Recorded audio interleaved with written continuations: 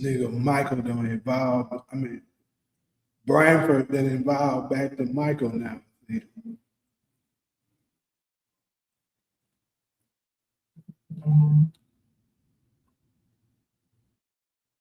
What up, Golson? Hey, Takara, what do you mean by their selections for the exclusive clips? How is it bad?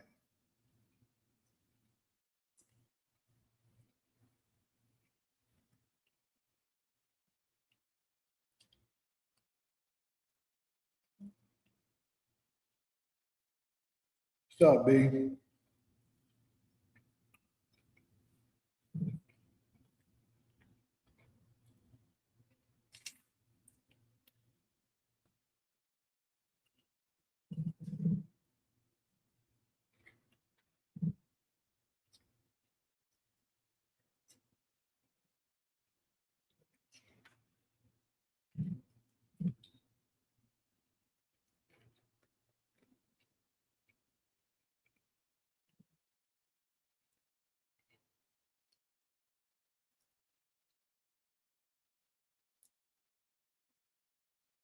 This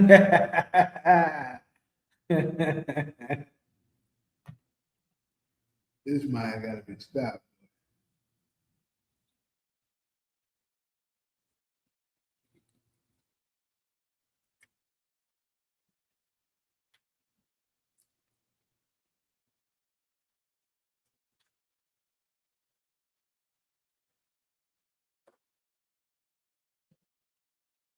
Mighty dog, what's good?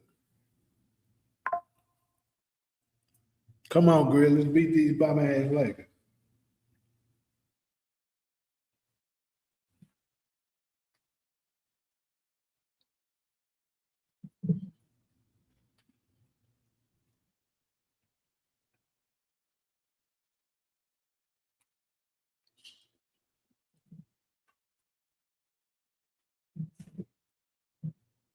Anyway, how's everybody's second day of the year, so-called second day of the year so far?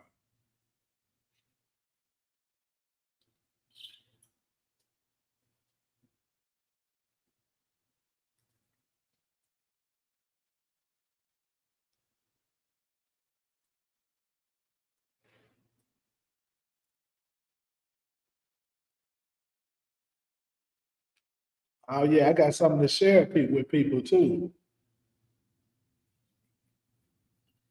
Yeah, little Rich, you gotta apologize before you come in here with this thing.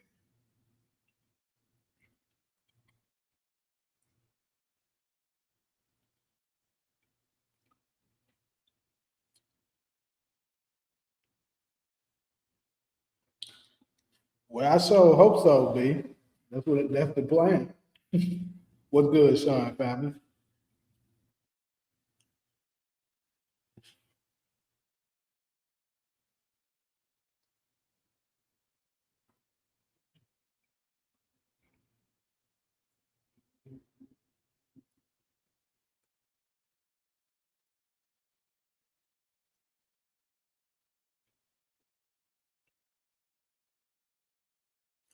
I got some new information for you non-believers today too.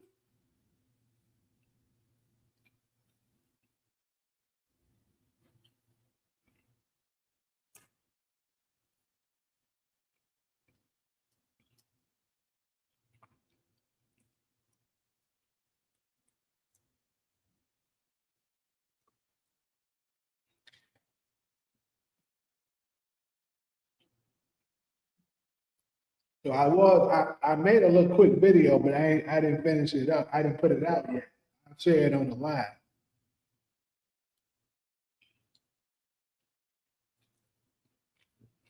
I'm trying to give people a little time to come in here. I'm sure I'm gonna have to do it more than once.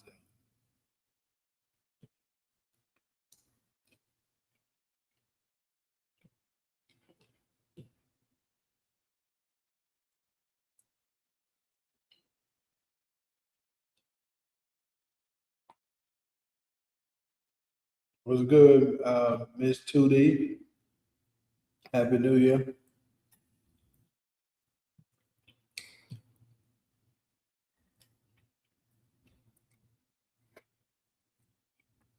You said D-Man got to go? Why is that?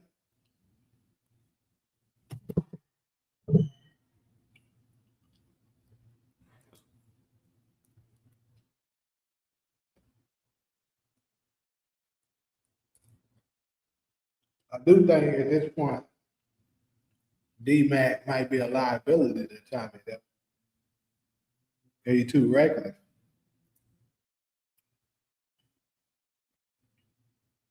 Like, that was crazy as hell what he did.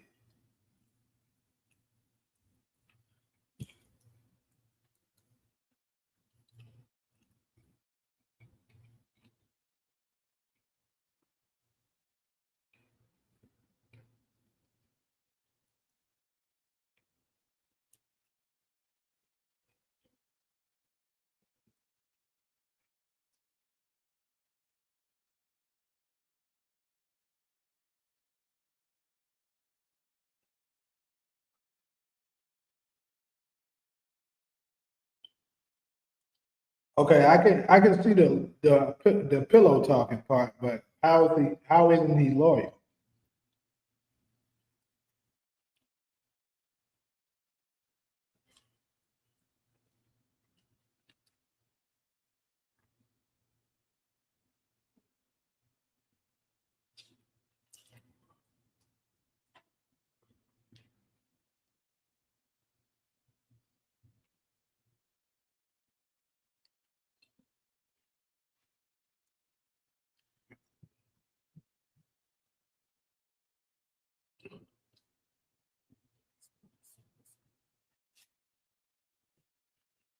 Get my body. That body out of control, man. I can't handle him. He done became the Terminator. He done became self-aware.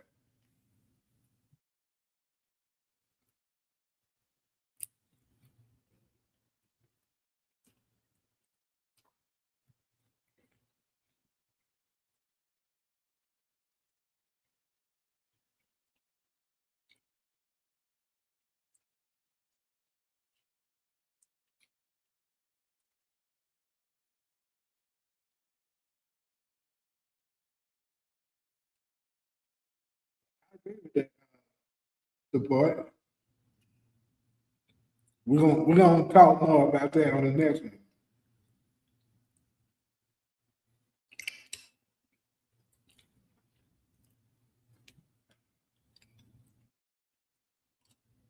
Anyways, I was hoping for a bigger audience, but you know what? I'm gonna go ahead and just start, and I'm gonna show y'all,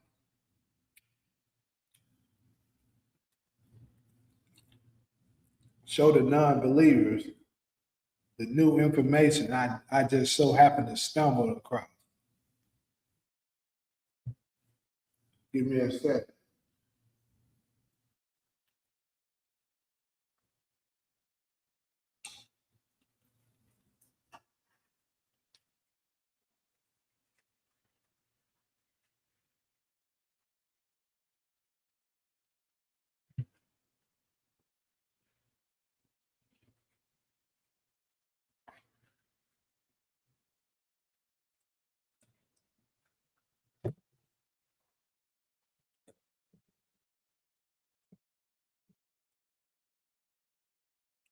What's good, Ali? All right, so people, where it go? Is it still up there? Yep, there you go. So I got something to share with y'all. Ass. Why? Take a look at this shit. So right after I did my recap, right after I did the recap, it was that little Trina Hoochie. I couldn't remember her name. I couldn't remember her name doing the recap. So I'm gonna go look it up after I get done with it. So in the midst of looking up the cast members' names, right?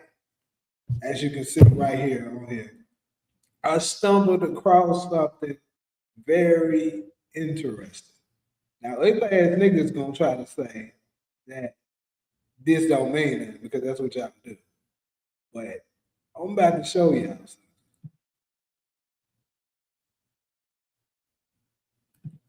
So as you can see, main cast, right?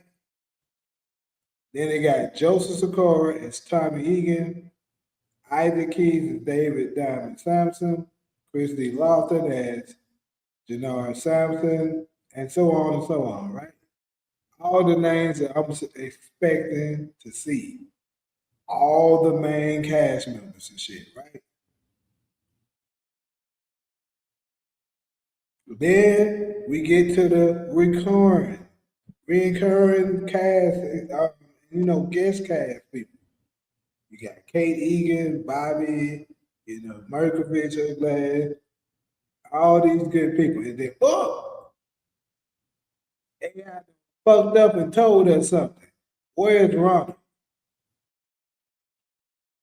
What does that say right there? Michael Rainey Jr. as Tariq St. Patrick appears in a guest capacity during the season.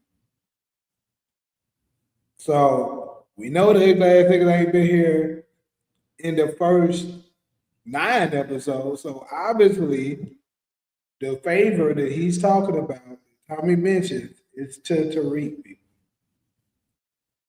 That's for the people that was actually foolish enough to say Tariq ain't coming, right? But wait, there's more. Y'all heard the commercials. Y'all know the commercials when they be trying to give y'all an offer.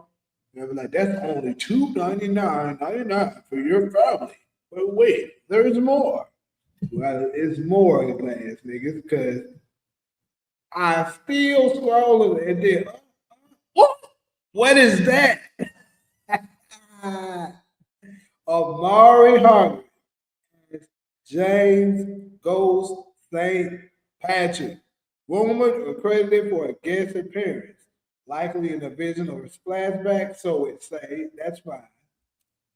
But in the series finale, even AI knows, even Skynet, even ChatGPT, even all that shit knows that Ghost is coming next episode. But you ugly ass niggas still want to not believe. It's fine.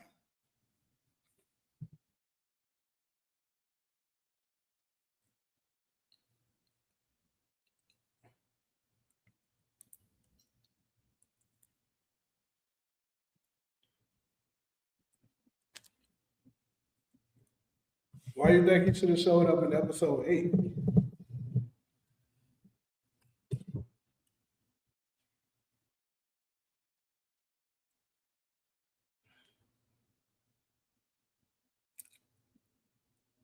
Do you think Jannard be going off script? Absolutely.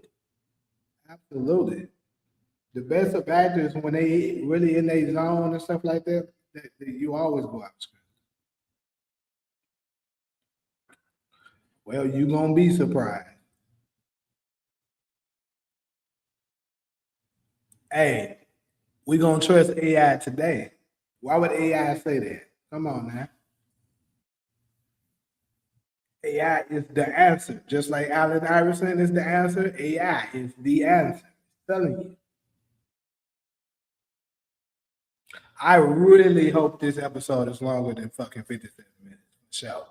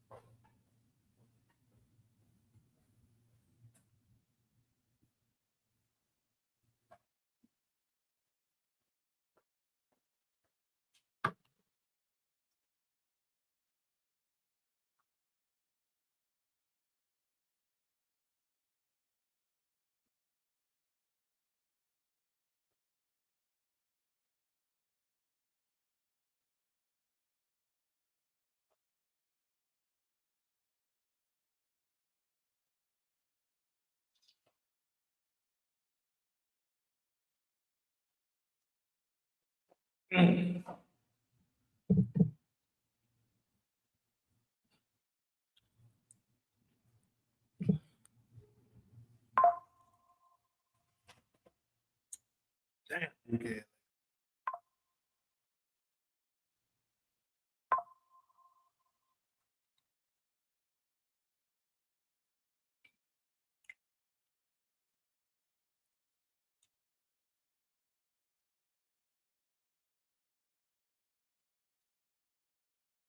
Ghost will appear twice in the finale. One is a hallucination.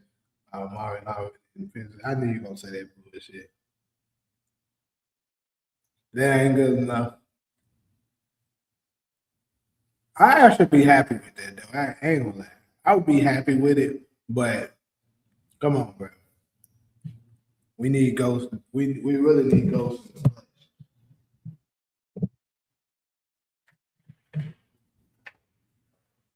But then I'm gonna really be able to flex on niggas.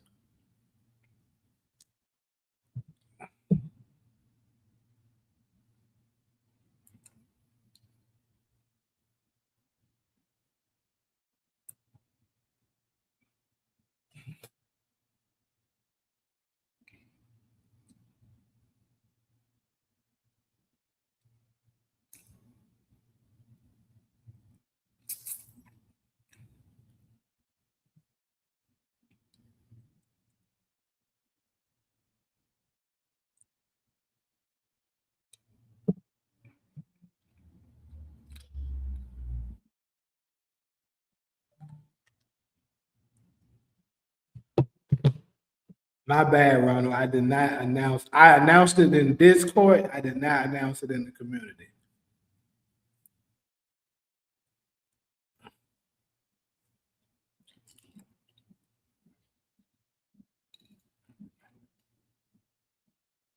Absolutely, AJTV. But Ronald, I'm glad you up here. See, I summoned him, y'all. Y'all seen that, right? Was able to summon him. Because I got something here for you. You said you don't think Ghost nor Tariq coming up. But Chat GPT AI disagrees with you. You see this. It says right here for the cast of Power Book 4 Force Season 3. Look at that date too. Mm-hmm.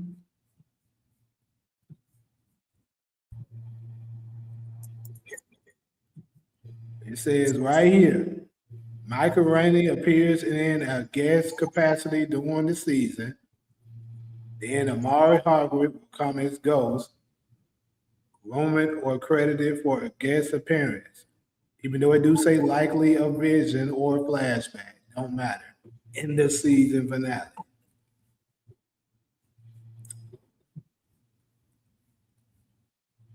Yeah, AI do be wrong sometimes. I ain't gonna lie, but it ain't wrong this time, nigga. I believe it when I see it. What's up, Jeremiah?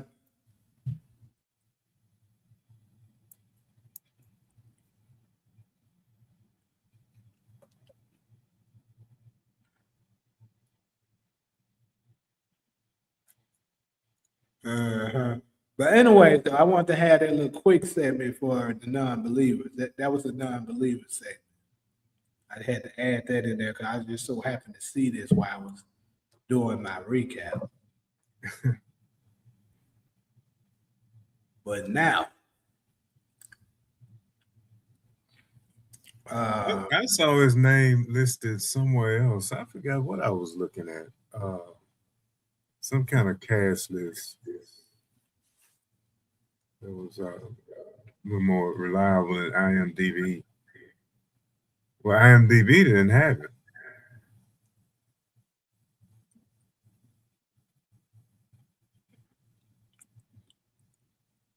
all right, though. So chat and panel.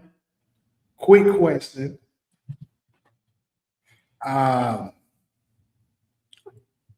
so we saw in the last episode, Mireya was on the phone with what some kind of airline or whatever the hell she was talking to, looking like she was trying to get a one-way ticket to Mexico. And of course, Kate ended up coming in and seeing her. And then she said, "What's going on? Are you trying to leave my boy?" And then it cut off, right? They didn't let us get the answer to it. So my question to y'all first, I think I asked this on the last slide, but I'm gonna ask it again. Do y'all think Mireya will actually leave?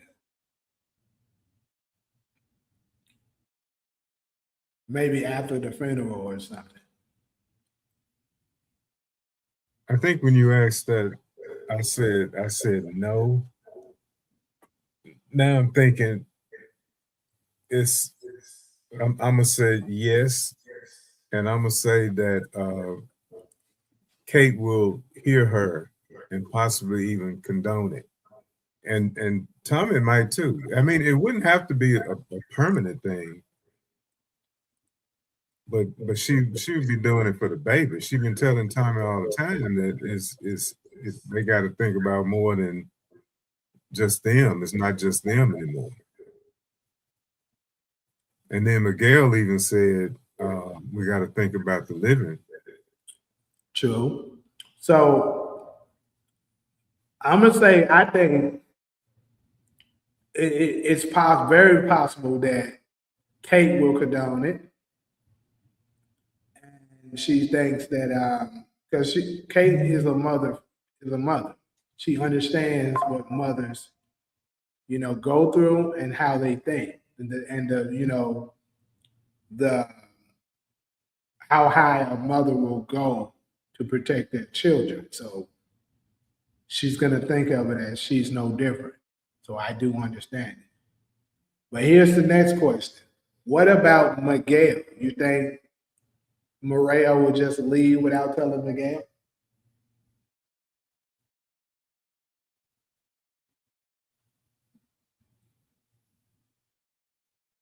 It depends on what part of Mexico, Ali. Damn, you got Mireya dying? Canada would make more sense. At least that's closer to Chicago.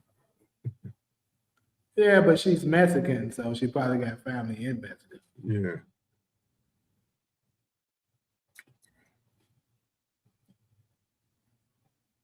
Well, I guess the question would be, would she just leave without telling anybody? Like if Kate hadn't walked in on her, would she have just been gone? They just find her gone, and then she just kind of explained to everybody from a distance. Would she just up and leave without telling anybody? So I got another connection that I can make, right? Hear me out. So in season 2, when Mireya and Miguel were first introduced, in one of the scenes where Mireya was when she's a nurse, it was a patient that came in and said something about her father named Felipe or some shit like that. And Mireya said that's her father's name as well, right? So here's the thing. I know Getting to How I Live actually touched on this. That is it a possibility that Miguel and Mireya's father, or have some kind of relation to Felipe Lopez? Now I think they're a little too old to be his father, but perhaps related in some kind of way. Because we don't know. We don't know. It's Lobos. Yeah. So his name was Felipe Lobos, but I'm trying to remember what he said. He broke it down really well. But basically, he was saying it's a possibility that I believe he said he was their dad. I think they're a little too old for that. Because Mireya and them has to be at least what? Which I would say 30-ish, at least. Yeah, late 20s, early 30s. Well, I guess he is older now. Because I mean, Lobos was you could say Lobos was at least 40 something. So yeah, I mean, I guess he's older now. But here and then, how Lobos was constantly telling Ghost how he could take his place as and have his own cartel. So what if Ghost is somewhere in the Mexico somewhere with a whole cartel over there.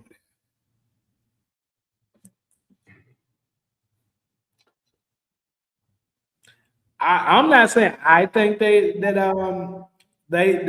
what, but getting in how I live made a very interesting video about making that connection.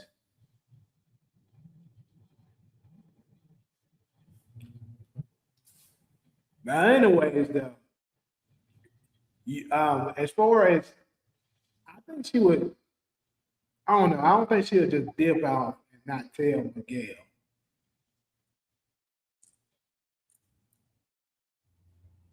But it's a whole lot going on with that. So me personally, I don't blame her for leaving because the shit's getting hella dangerous. And to be honest with you, Tommy isn't putting in his best. You know, he's kind of not considering her best interest if you really think about it. Because he's putting way, like, I get it, you want revenge for your brother, but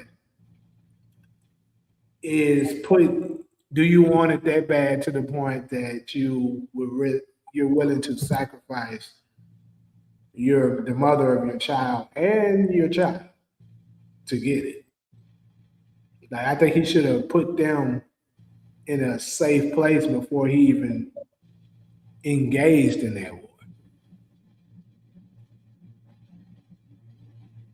Because another thing that was kind of crazy, I don't know if y'all picked up on it. You remember at first before Tommy moved to Mireya and Kate, they were in the same house that JP got killed in with two guards. So King Ugly as Hell and JoJo and Jannard came and took out those Albanian soldiers like that. You gonna have them posted up in the same place with only two soldiers. You feel me? The same place that your brother got killed in. That shit didn't make any fucking sense.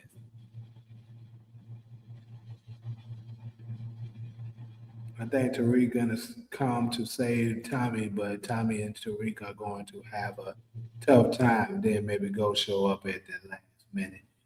So I'm gonna get to that. You right, Vic ain't did nothing yet, but I'm telling y'all, wait till the end of this season. You gonna see.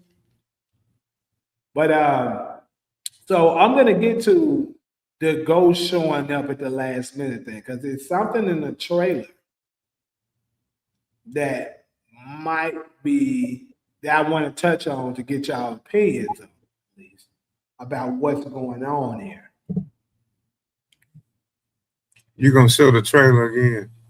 Yeah, I'm gonna show you the part I'm talking about. Show the whole thing. I will.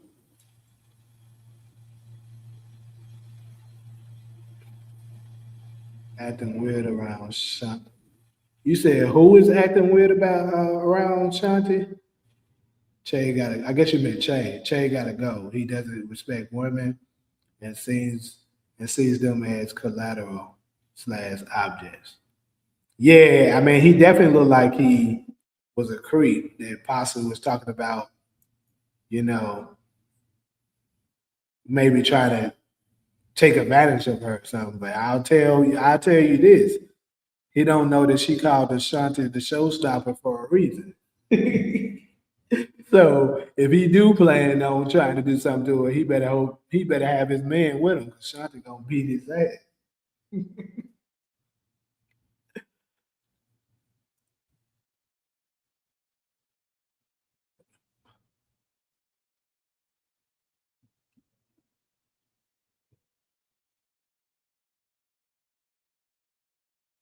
Hey, that's a fact, Kenny. That's what I'm saying. I gotta go back and look at it to completely break down how he said it, bro. Because it was like a while ago that he put this out. This was months ago. And I only watched it one time, but I do remember him talking about it. And he like definitely made that shit make sense.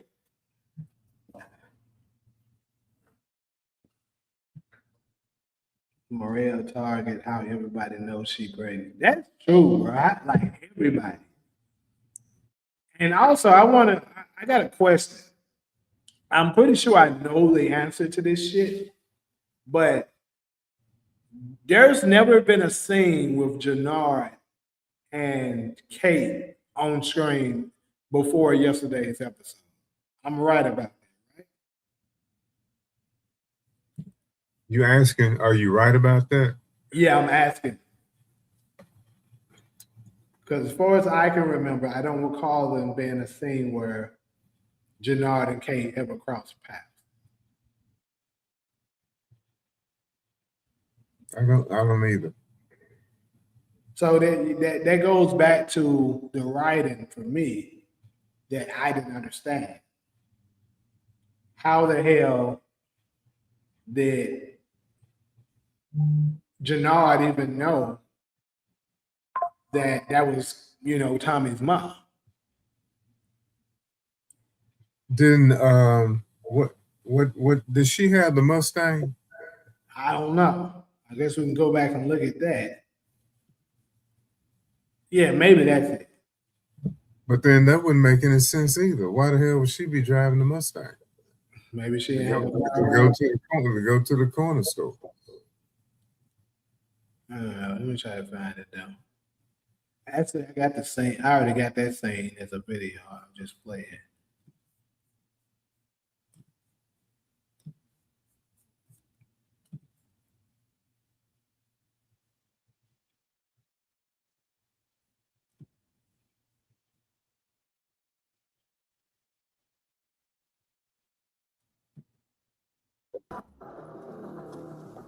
MS said he might have saw a photo of her at JP's house.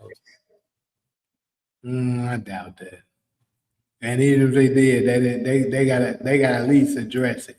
If that's it. There was a lot going on. Anyways, though, here you go. That's the Mustang. That was the Mustang. You see? Yeah, that's it.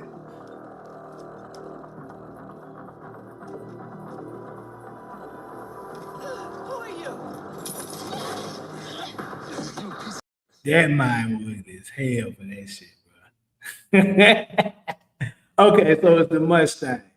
I guess you could say is what gave it away.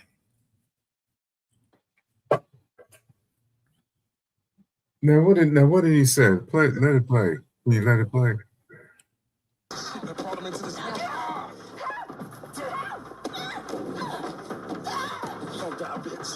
Just like JP.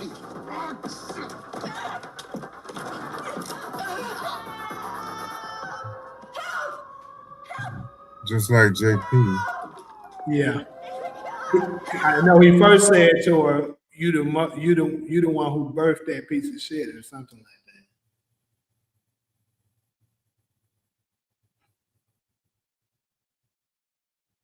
Speaking of Lobos, I wonder how in the fuck did Mecca know Ghost murdered Lobos? They killed all witnesses present and even got the Jimenez murdered after they told them that they killed Lobos. That's a good question.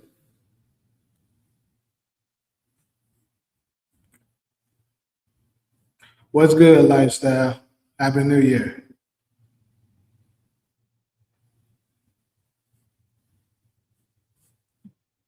To me, that scene was unnecessary. Him attacking Kate. Yeah, it just wasn't. It didn't. It was really kind of stupid. Her even being out. He did question where the guards were, so he just got some sorry guards.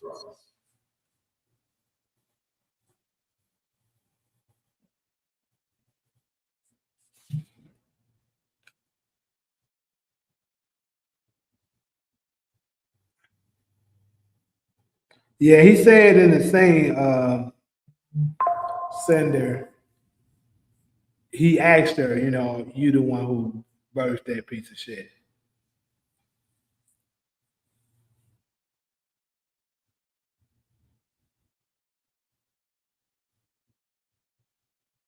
She didn't know who he was, because she just gave a brief description, and Tommy knew who it was. Yeah, we know Kate didn't know what it was. So that kind of answers your earlier question. They hadn't crossed each other before.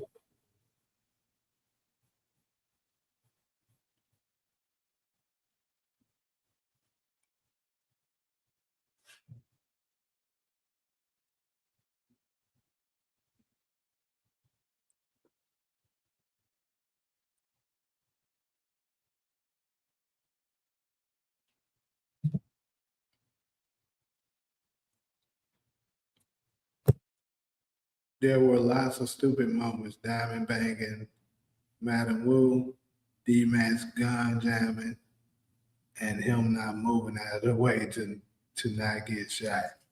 Yeah, it's like D-Mac was going through, it's like he was just blinded with rage. I mean, I think that is a thing. Like certain people can go into there like that and forget, nigga, you can get shot too.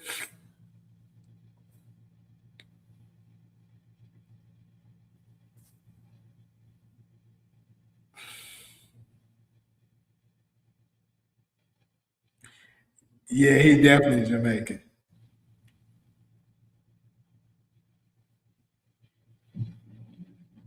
Yeah, absolutely it's stupid that he's not sending him around.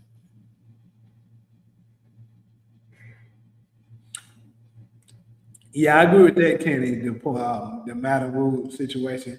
The only way I can see maybe it's a reason for them doing that is she's gonna maybe go after the people who took out one of her business partners. Maybe that could be a thing.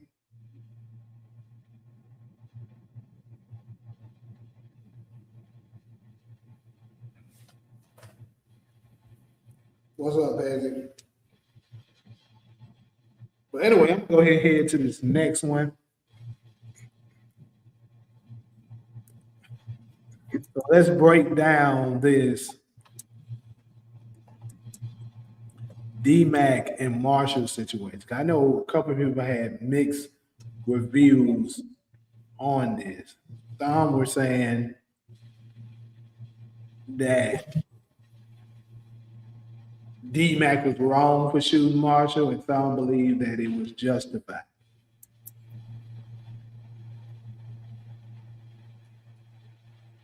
So me and you, Ronald, kind of already discussed this. I'm trying to remember what was your answer. You felt like he shouldn't have shot him, right?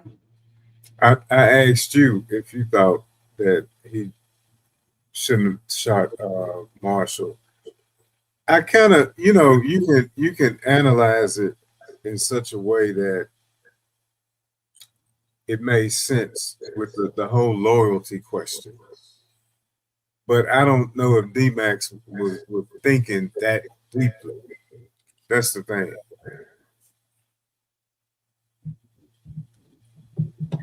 But he knew if his brother wouldn't give him Jannard, then he could never really count on him in this war. Because Marshall made it clear, I'm supposed to kill you, right? Mm-hmm. He pretty much made it clear, I don't want to kill you. So really Marshall picked CBI. He chose a side. And so it could be that D-Mac knew then he could never trust him again. Yeah, and like I said, he it's kind of not, the first time he's done some shit like he has had his back, but he also has had some times where he picked CBI over him. This is the second time he picked CBI. And then, he came back and apologized to him after they basically did him dirty and took him out of the deal. Because remember in season one, when he's supposed to have that deal with his cousin up in Indiana, right? Gary. Mm-hmm. But Jannard them ended up leaving Marshall out of the deal and going on their own. And that's when he went back to D-Mac. Because he pulled the gun on him then. But do you think standing right there that D-Mac thought that deeply about it? Or was it just another emotional reaction? You said you thought D-Mac did what? Do you think that he thought that deeply about it, the whole loyalty question, the future, and all of that? Or was it just an emotional reaction? Let me think on that. Kind of like what MS is saying. Darnell is a loose cannon, straight wilding, and emotionally charged.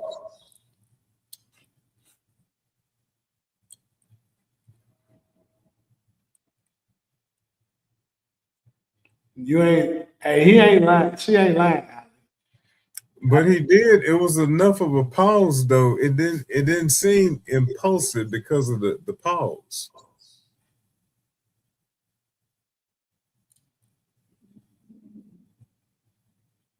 I don't know. Let's pull it up.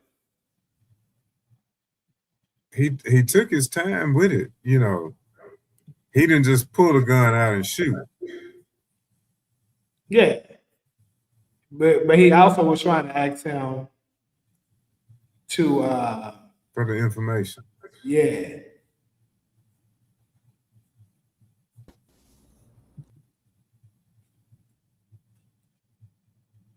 Nah. You been my boy since we was 6, right? Right? So you know. Marshall ain't been scared of shit. I just don't want to kill you.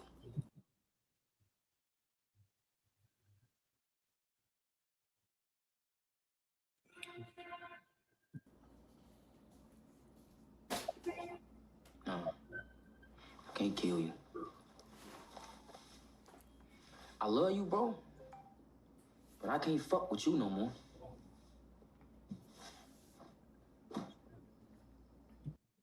Yeah, I ain't gonna lie. Like looking at it, D-Mac just looks like he's out of it. Period. like he done zoned out and just blinded by, rage at this point. What the fuck is you still standing right here for? Huh? Go before I change my mind.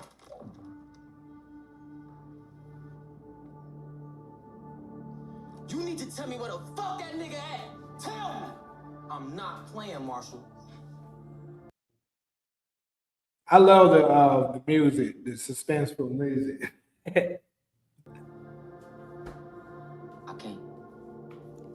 can't. So, quick question in between this. So, if let's say Marshall was given a second chance, right? And he knew D-Mac was willing to actually shoot him. Because I think at this point he was like, he can't do it. Just like Marshall wasn't able to shoot him. Do you think if he knew D-Mac was capable of taking him out, he would have went ahead and gave Jannard up?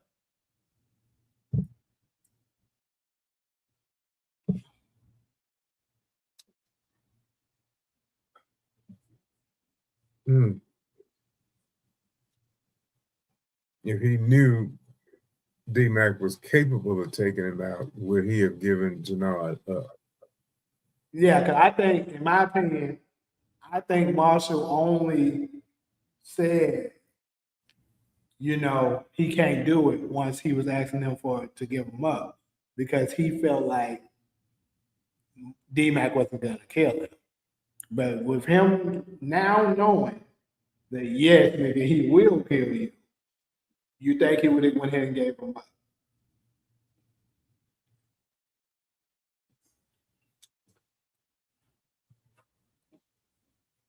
I mean, to save his life in the moment, it would have made sense to give him up. Well, you know, some people are loyal to the soil, and they just not like But that. You're not gonna but connect. the whole thing, the whole point, I think, is Marshall's strength of character.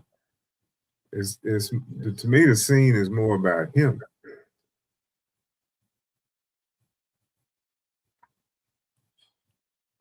and how he expressed his love for his brother.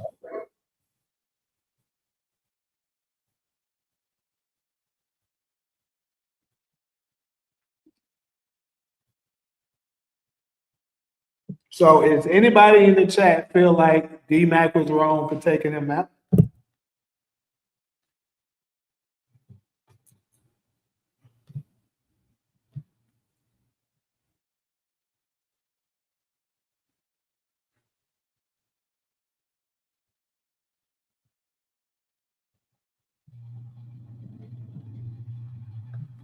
What is the chat saying?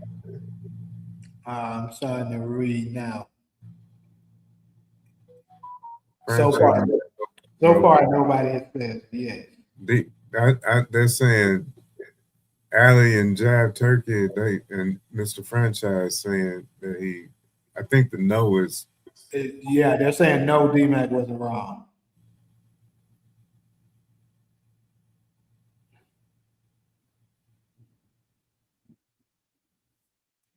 See, I had early on predicted or theorized that Marshall would take out D Mac, but under different circumstances. I didn't see this coming, this face to face confrontation.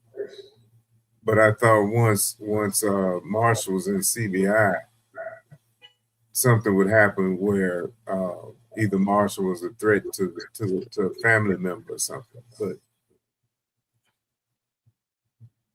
Well, I didn't think D Mac would kill him initially. I mean, I did think in the beginning Marshall was going to die, but I thought it would be, done differently. I thought it would be in that by the hands of Janari.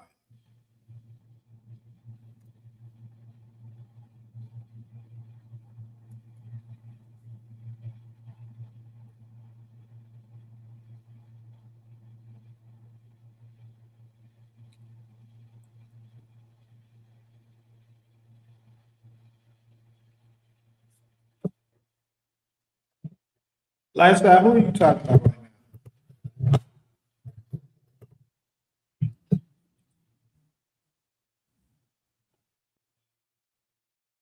Pull up what Kanan told Tariq when he asked why he killed Sean. I ain't gotta pull it up. I know this thing. He said he killed him because he was disloyal.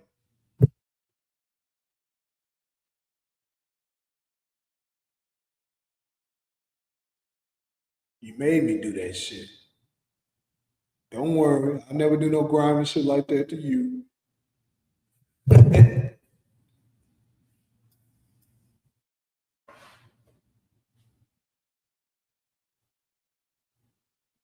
Shanti and Miguel will witness Ghost and Tommy kill Che. Hmm.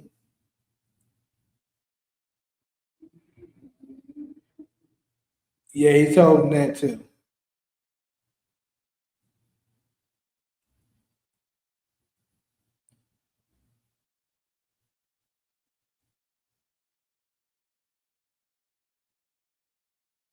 I would have liked to seen him have more remorse about it and grieve for it more than just running a Genesis with a lot of rationalization.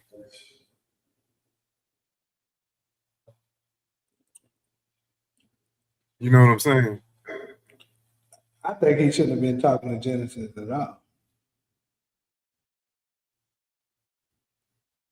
You don't know how that girl would react to that shit. Like, look at what's her name? And look at what Elle did uh, to Brayden when she found out Brayden killed the dude that gave her the bad drug. She turned on him.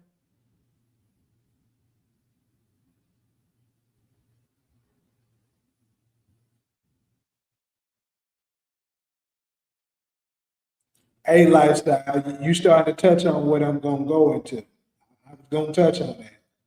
I told them earlier that it's a saying that I'm gonna show them. I was gonna ask them who is this guy that's taking all these shots? Because if you pay attention in the trailer, people, Tommy is gonna be in a position where he's gonna be in some real trouble. Like it's gonna be people cornering him behind that van. And if you pay attention, I'm gonna make a video about this too. If you pay attention, this is the second time Tommy has been in this position before. And last time, matter of fact, let's go ahead and go to it. Last time, oh shit, not that. Last time he was in this position,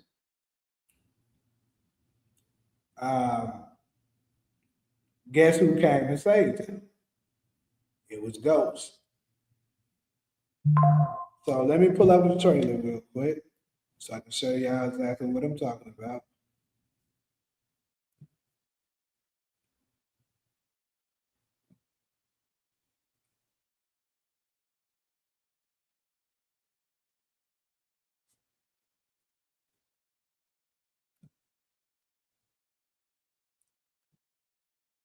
Life-changing curveballs are Oh still. shit, wrong trailer. Just look at the curveball. That's all American, my bad, yeah.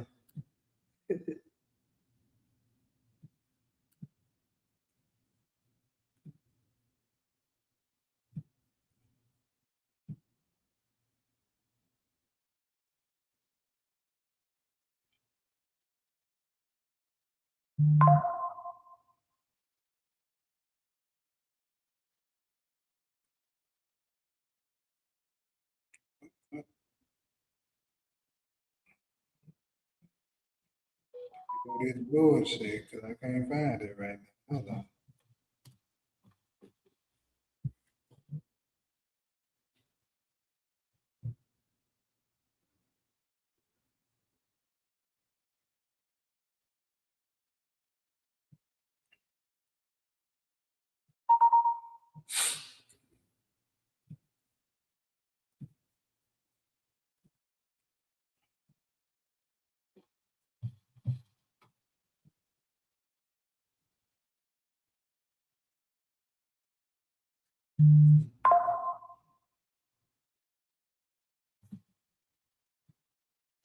To pick you right now.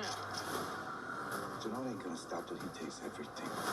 I believe you can win this one. I want justice for my wife's murder. Let's take Tommy fucking Egan down. All right, let's go.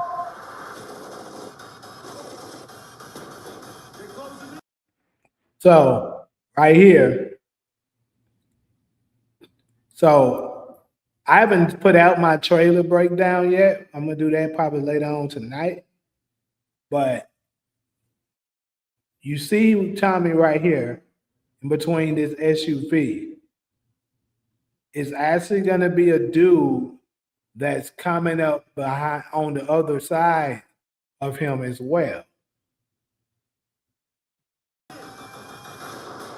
You see it? So, and I believe this is Smiley, Nutty Boy's homeboy, and Marshall's homeboy. That's who this looks like to be. This is Smiley. And then you see this guy here. He was sneaking up on Tommy, about to get him. So was Nutty Boy's homeboy, Smiley, who was at the top here. So the question is, who is it that took these guys out before he got to get to Tommy?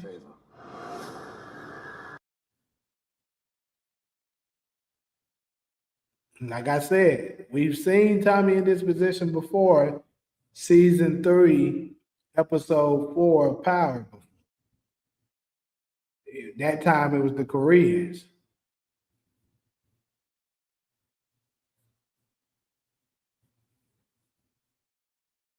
Anybody want to take a guess of who y'all think this guy could be, who it could be that saved Tommy's ass right?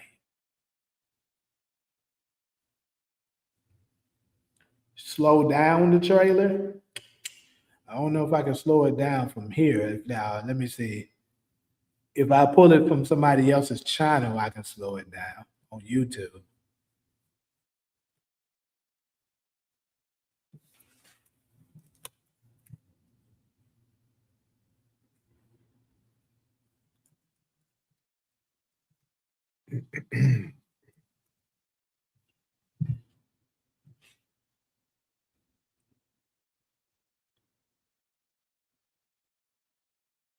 All right, I'll pull it up from my Dart's channel.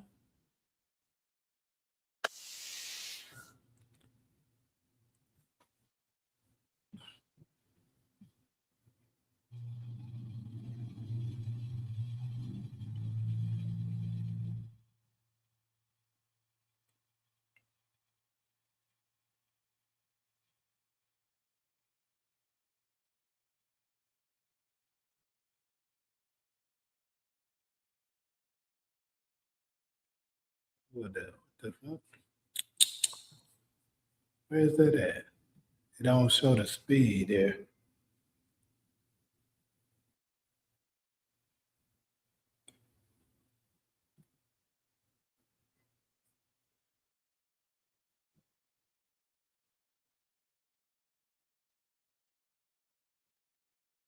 That's weird.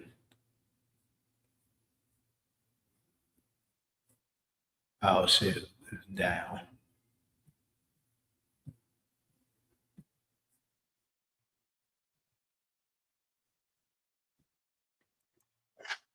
All right, so here go the trailer slowed down.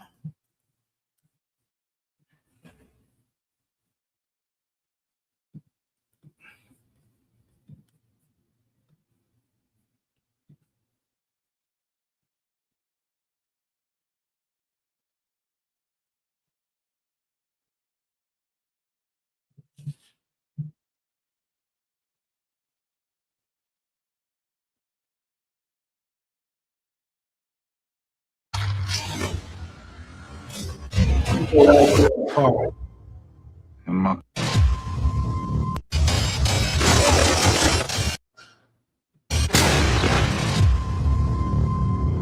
If somebody came through dropping out, Let's go.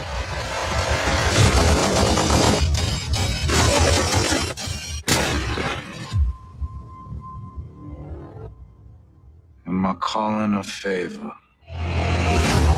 I believe you can win this war. They're closing in! All right, let's go.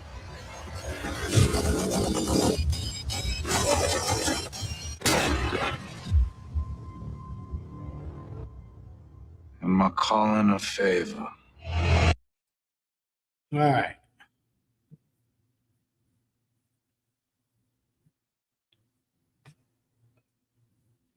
D-Mac is probably going to go to Atlanta and Tommy will go back to New York.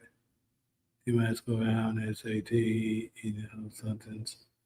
He knew Montreal flipped.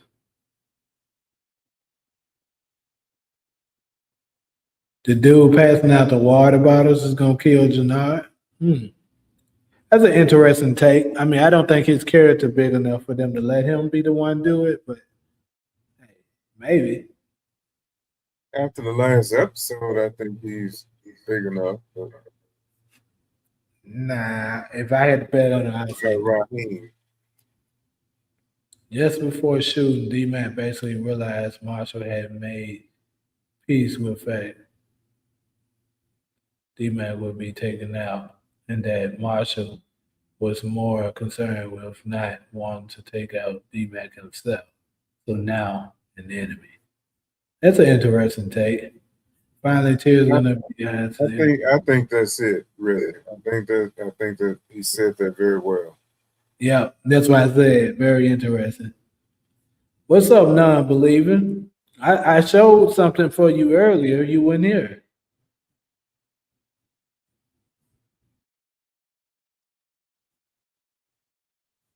Rick is gonna die like Dre. Remember, Dre should left with his girl.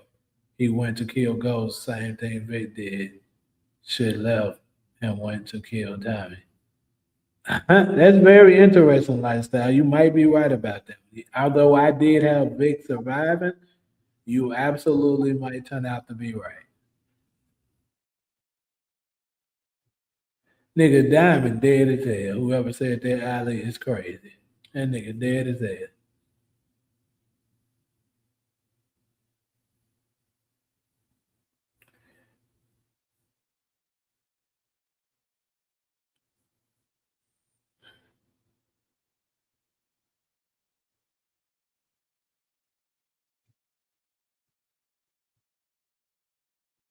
Somebody said that last thing in episode 9 revealed how soft D Mac really is.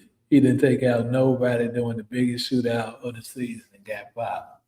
What kind of nigga killed his friends and unarmed people? Tariq saving him like father, like son. I knew a lot of people would direct and say Tariq. Oh, look at this other non-believer.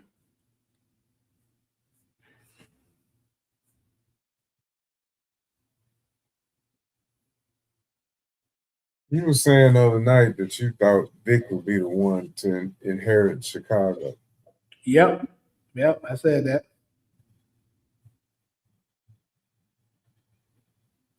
Do I think Unique will still be alive after Raising Canaan ends? No, I do not. I don't either.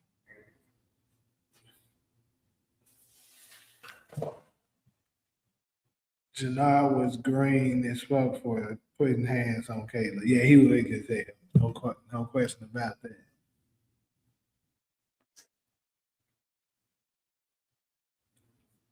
You ain't lying. Manny Fresh ain't showed up at all. Cruz either. Huh? Cruz haven't shown up either since what, episode 7? Yeah, he in this episode coming up though. The finale.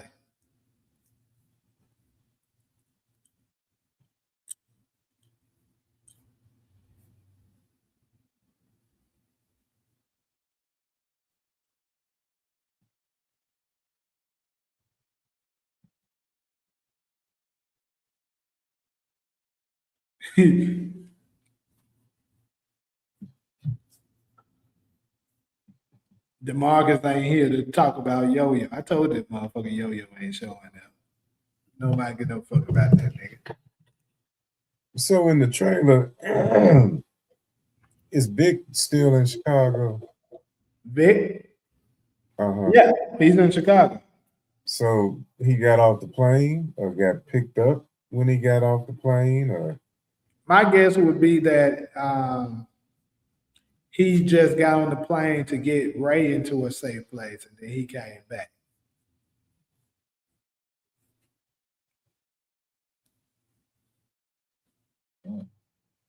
Why do you think Ray's a waste of character?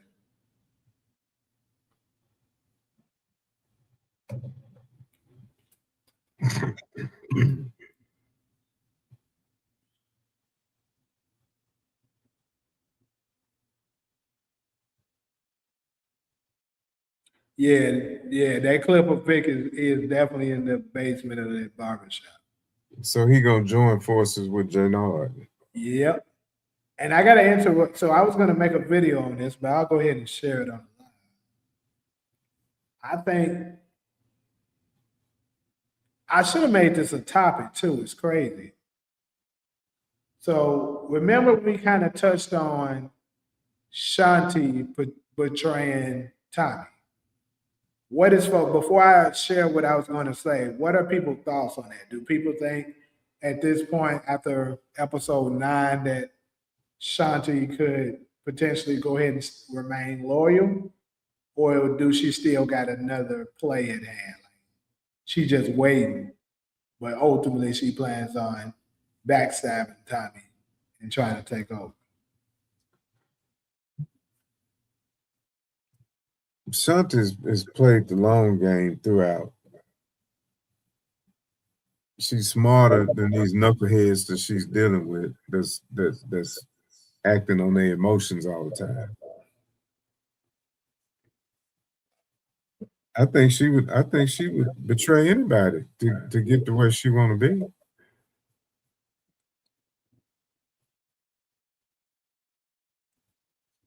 Yeah, I didn't think nobody was gonna overdose over that fentanyl shit either.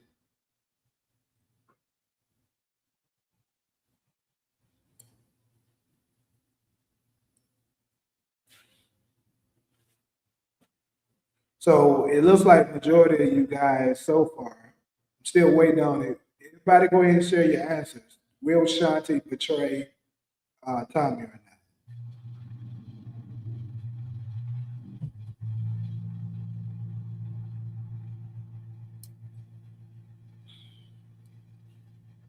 As long as Tommy is being honest and fair with her, she will be on his side.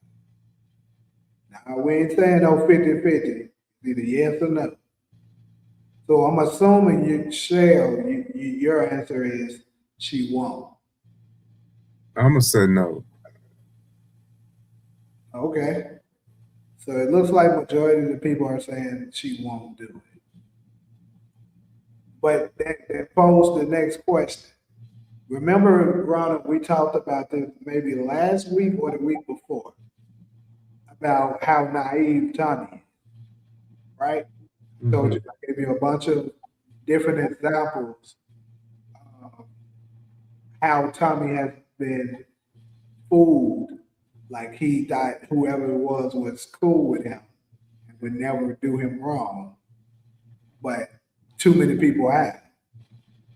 And certain people were saying Tommy's going to learn from his mistakes because of everything he's been through. But I was saying history would tell us that he's not because he keeps doing the same shit. So currently, even y'all believe Shanti won't betray him. So why wouldn't he? So Well, he's already exhibited a few times that he doesn't 100% trust her. He knows what she's capable of. I agree. So I don't think he's as naive as he used to be. But he got to trust somebody. You have to trust somebody. True. In that game, you have to. Same way with Miguel. He didn't want to trust Miguel. But I think he does now. And Miguel is the one that he should trust. But when he was kidnapped, he thought Miguel had did it. He was hollering Miguel. Yeah, I know. But So look, I think what made Tommy might possibly think in his head that he can trust Shanti is after she helped him get the drop on Jannar, right? Because remember when she was the one that said, if Jannar just attacked your mom, then 100% Diamond and him is getting ready to relocate. And then you see how Tommy kind of looked at her and smirked and was like, you know what, she's right. mhm. To me, it looks like then that's when she was validated. He was like, okay, I could trust her. And here's another thing that makes me think Shanti might betray him. Might. Because Gary Lennon, I think someone asked him a question about comparing Shanti to Liliana. And basically, he was saying there's no comparison. Now, Glass niggas could say I'm reaching with this, but he could be alluding to the fact that, Shanti gonna betray it.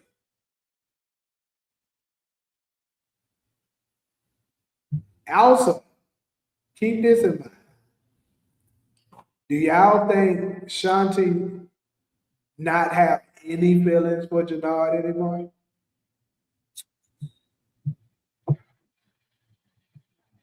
You think she's asking, let's say Jannard was down for the count. She got her gun in her hand, Jannard's on the ground. She can give him the final bullet.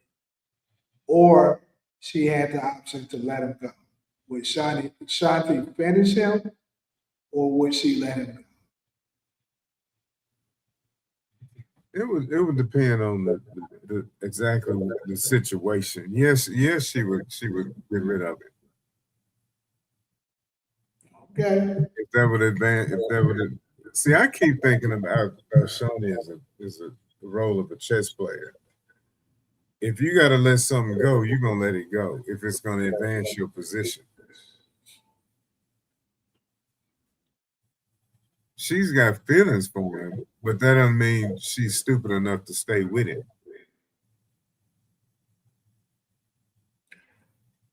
Okay. So She felt betrayed by him with the girl in the bathroom and with the meeting with Che. And he done cussed her out. I'm your boss. He talked about her real bad. So she feels betrayed by him. So he's out. It's just I don't know about that, yeah. I'm just gonna go ahead and just say I don't had girls that don't told me, said some shit to me way worse than what Shanti did. That motherfucker was as crazy as she was. That motherfucker would not. Let me tell you, all I'm gonna say it's some twisted, it's some crazy toxic love, and they could have some of that going on. Shanti to me is smart. I don't see her as that kind of. No matter how smart you are, sometimes I say this. I say that to say that I don't see her as one of them women that would just settle for being abused. you think Janai was abusing her. Well, if she would keep running back to him, I mean, yeah. I mean, one could make a There's strong. different forms of abuse. I'm not like because she smacked him a couple of times more than he ever. I'm not talking about physical abuse. I'm not either. I'm talking about verbal. But if she Mental. were to keep going back to him to go through the same shit over and over again, yeah, I don't see her being that tight. But bro, she has verbally and mentally abused Janai throughout the show. When we say. I think anytime you're telling somebody that you ain't nothing without me, you you a manipulative, mental abuser. So she definitely told him that. And then think about it. Anytime he was saying something, she was constantly basically like even so she was talking about our plan. But to be honest, that was her plan. He didn't really want to do that shit. He was just going along with it because he liked her. But he didn't really want to do that shit. A lot of the shit she was talking about. So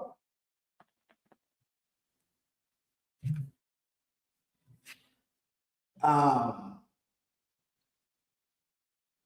what I'm gonna say is, remember I told y'all at the beginning, this is before the show aired, before episode one dropped. I said it could be a scenario where all the Chicago people come together and be like, Tommy is an outsider. If we all work together, we can push this motherfucker out, get rid of him, and run this shit how we want to do it. Now, I initially thought Claudia would be a part of it, but obviously she is gone. But I said Vic, Jannar, and all of them could come together and work together to take out Tommy. All they need to accomplish this at this point is for Shanti to get on board. They master plan could have been, because keep in mind, think about this. What did Shanti want from the beginning? She wanted an introduction to Che, and she wanted Tommy and Diamond off the board. Diamond is gone now. The only person left is Tommy.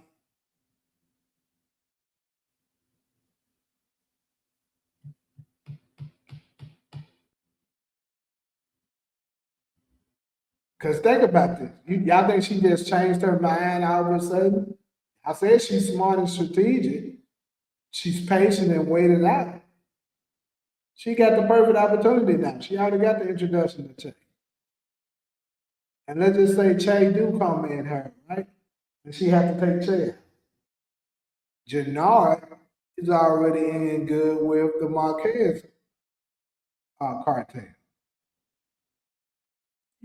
Is it a possibility that maybe they could cross paths and be like, look, I'll give you up Tommy for an introduction to him, perhaps?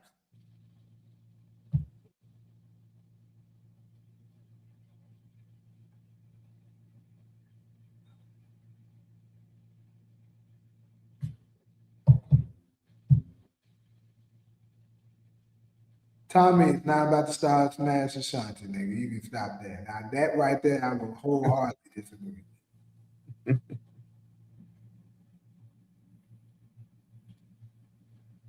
Shanti would have got rid of Jannard too after that plan, just like Rock would have did. I'm listening to you, but to me, Shanti is still the smartest person on the show.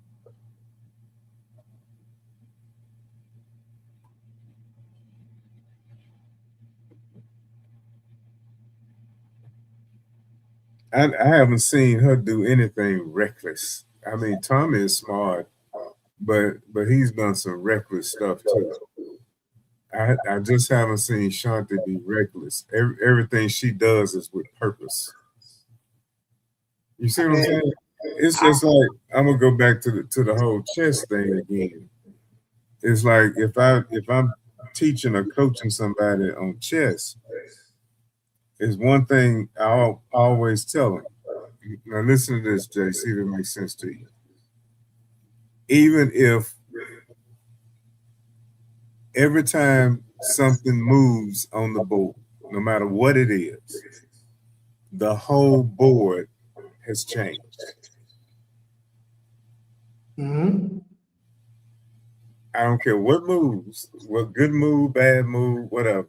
The whole board is changed. You have to look at how all of the pieces are relating to each other and to those squares. It's really all about commanding squares.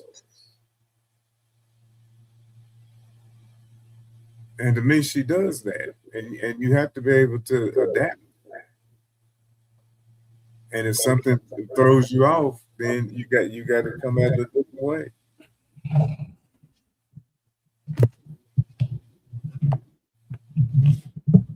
I mean, I agree with your chess reference, but I'm gonna give you a little bit of pushback about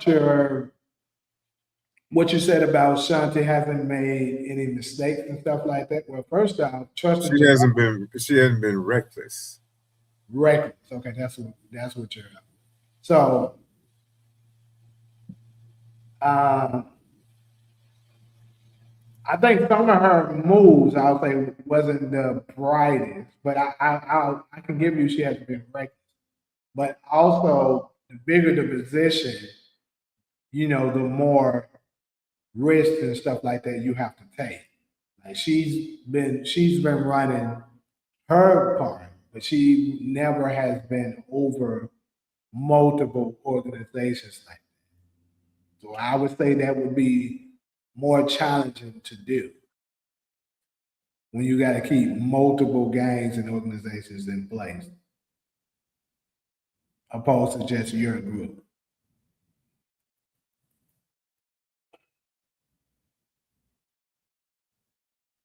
Hmm.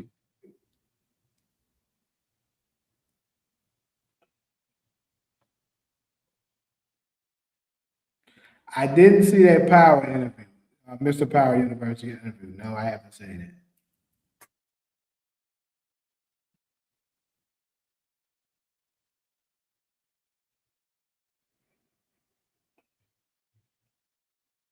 Hey, I didn't say Shanti's gonna die. So I mean that doesn't.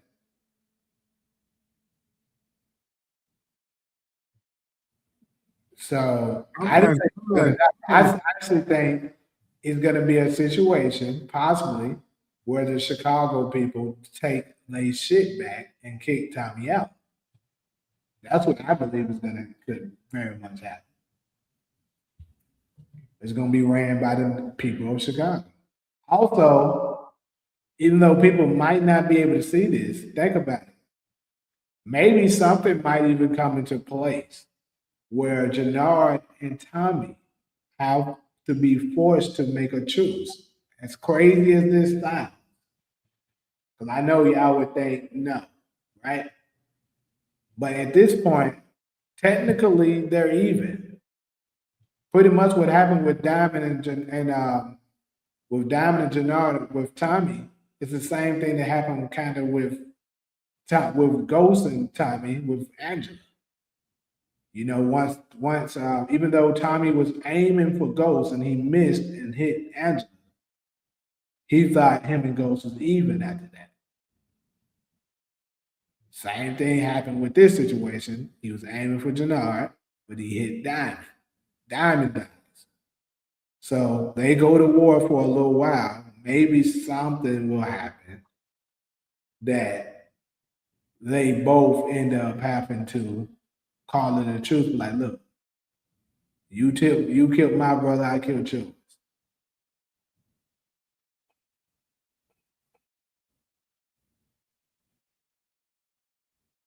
I think it's a lot. So much of it is going to come. Well, we're in the 10th episode now, but so much of it is going to come down to that church scene.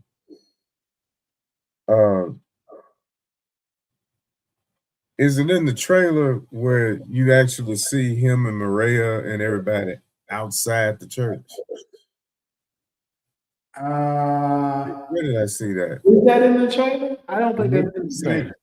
It seemed like they I've seen them gathered. I saw it too, but I'm not sure if that's in the trailer.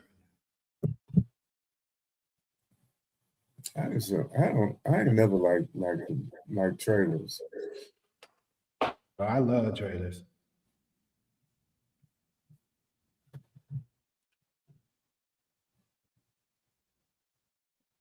I mean, they do what they intended to do, but it's just you can't really get nothing out of it. Just like I still can't see. Yeah, that's in the trailer. That's in the trailer. It is. Yeah.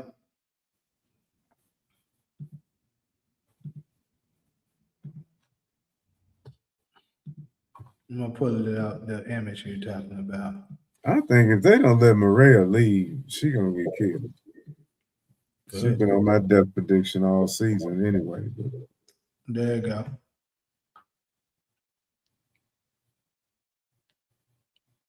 So here's another mini segment we'll do. Hold on. So just with that picture right there, we know D-Max survives the funeral. That's the only one I think that we know we've seen a shot of him after the funeral. When he's laid out in the floor. Yep.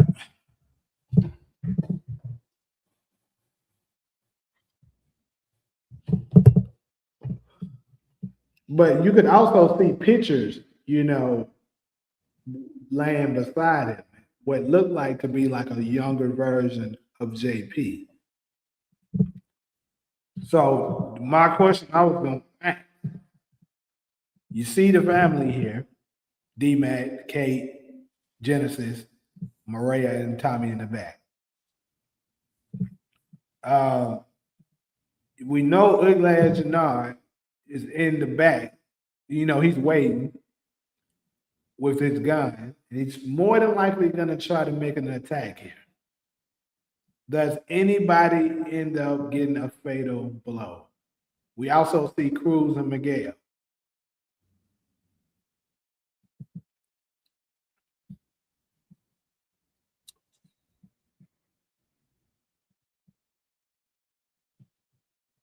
You asking who gets killed?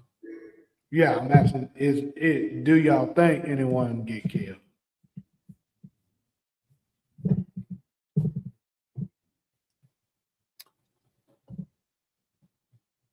Well, that's an interesting question. We've been assuming all along somebody gonna get killed at the funeral. Okay, so who? Would it make? I mean, but everybody's crappy shooters though, so they can fire machine guns and not nobody get hit that we know. It's just can't nobody shoot. Miguel dies protecting Mireya. Then Mireya lives. Okay. So I'm gonna say this. I've been saying no. I think I almost been the only one saying no to Genesis die. Everyone keeps putting Genesis out. And you said what? Like y'all trying y'all best to kill old girl, man. But look,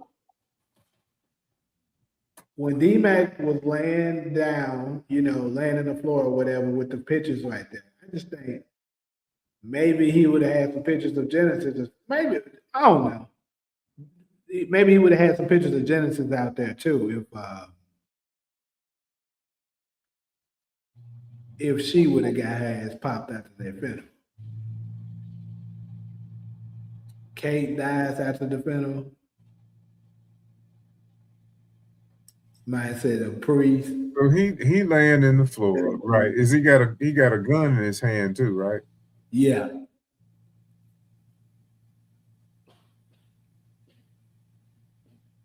One thing for sure, when Tommy go back out for war, he ain't taking D-Mac with him this time. I bet you that.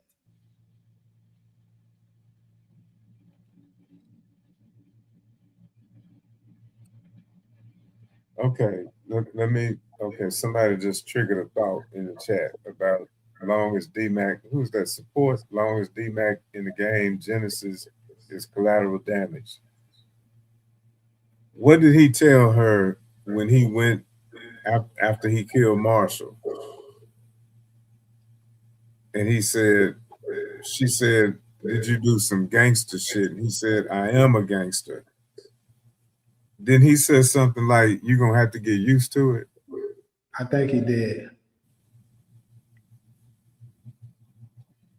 That might have been a foreshadow.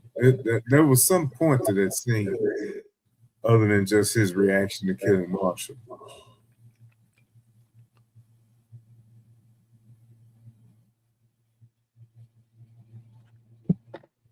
This man said 7:15 in UK. Thank God I took cold last night. All right, Katie. So I'm still gonna say Genesis don't make it home from the funeral. Y'all gonna stop trying to kill Genesis, man. Don't worry, Genesis. I'm rooting for you. We're gonna make it to Spelman, and we're gonna make something out of ourselves. Well, we know we're not gonna get another college spinoff. So I guess D-Mac could go to Morehouse and set up a drug organization.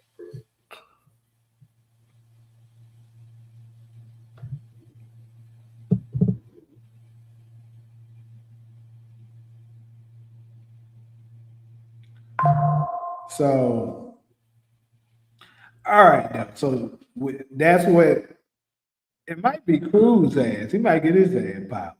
Don't nobody give a fuck about him. Let that nigga die. But Lifestyle said something interesting. He said that nobody's going to get killed because the police is going to be there and Jannard is going to just leave. That is very possible. Look like he's sitting right across the street from the doors of the church. Yeah, I mean, it could be a situation where he's sitting there, and then the police shows up, and he decides to leave. Yeah, I can see that whole thing being a deception. Yeah, but we do know they're gonna have a big shootout inside of a warehouse. Also, you know what? When I was showing the non-believers the fact that AI is saying that Ghost is going to be in the episode. Something else interesting that I also saw. Let me pull this up. Let's okay. What is AI, Jay? What do you mean? What is it? Artificial intelligence. Right. It's just not some.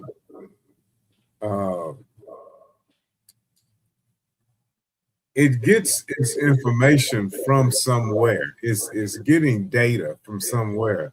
So AI would really just be. I'm guessing now. Somebody might know more than I do about it. I'm guessing that it's looking across all the World Wide Web and data centers and pulling information to answer a question. It's not creating something. Right. So it's pulling that data from stars, telling y'all this nigga alive. That's what it's doing. But not just stars. I know that. But It could be pulling something that you said. But it's gonna pull the most accurate. You know what I'm saying? Like if you ask it what's 1 + 1, most people think it's 2. It's not gonna pull the jackass that think it equals 4.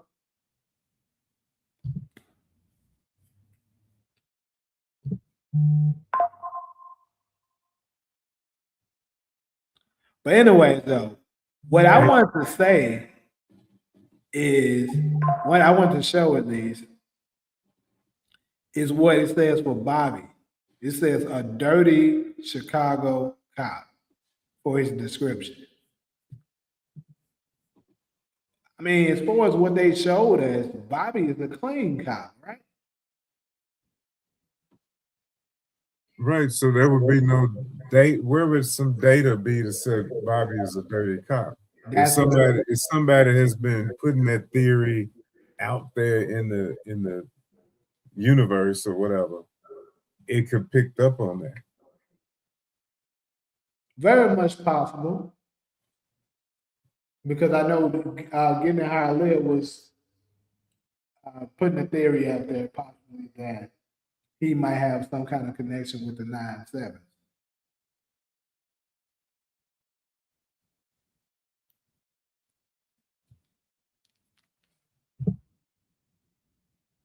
Because my first thought about him was he in season 1?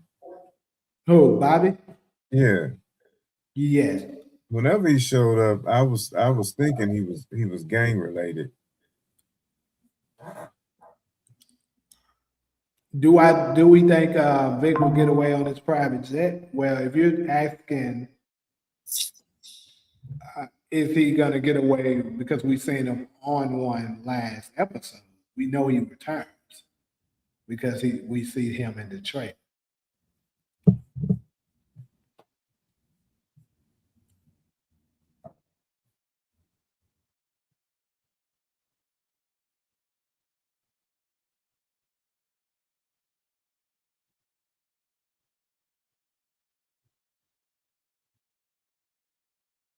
I thought D-Mac's last name was Gibbs. Last name was what? I thought his last name was Gibbs too. I don't know what his last name is. D-Mac. Yeah, I don't know what it was. When he Donnell Gibbs in the phone when Kilo looked his name up. I don't know. But I could see getting D-Mac knocked out.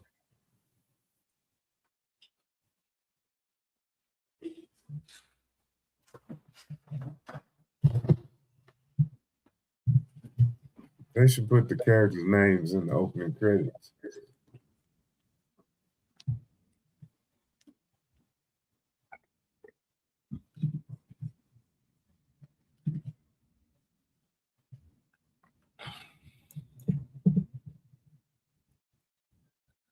I think we need to give some credit to Ahmad Ferguson's performance in this season. I mean, I don't think he was bad in anything, but I also don't think I don't see any standouts either. It was like D-Mac. They brought that energy that was believable, especially in his final scene. That was some decent acting, I think. And plus, I've seen him on The Shy, and it's a similar type character, but still different.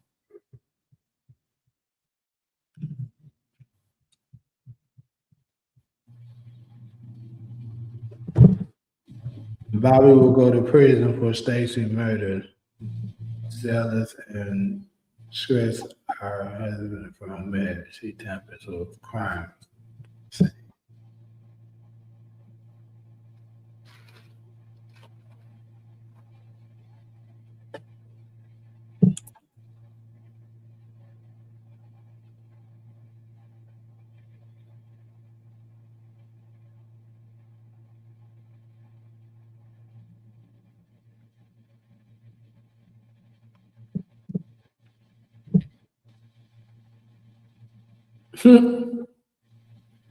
What you got to say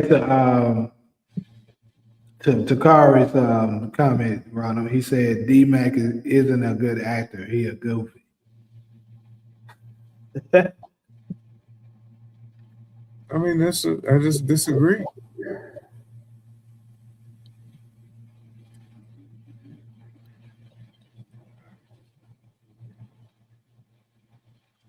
His character on the side would have smoked D Mac and then wrote 2 chapters about it. That's true too. I agree with that. You think Miguel is gonna get killed by Ortega? Matter of fact, let's give some attention to Ortega. I don't think Ortega is getting enough attention. The mind ignorant as hell. And we still ain't seen it yet. So I believe Ortega has to take out somebody significant. If you had to bet on it right now, who would y'all say would be Ortega's victim? Jaynard? Janot. So just curious, what would be his reasoning for taking out Janot? Because what was the arrangement? He said he already had a knife to his throat. He would have to take out, like, leave Tommy to me or something like that. Yeah, he told him Tommy is his kill. Right now, Jaynard is going after Tommy, right? Mm-hmm. Diamond is dead. I mean, I think it would make sense. Yeah, it's crazy how, which makes me think, that's the reason why I keep saying, I think possibly the first half of the show, of the episode, maybe would be the war between Tommy and the CBI members and stuff like that, Janard. But they gotta still implement the Ortega side of the storyline. Like I doubt they just have a finale and this nigga doesn't do anything.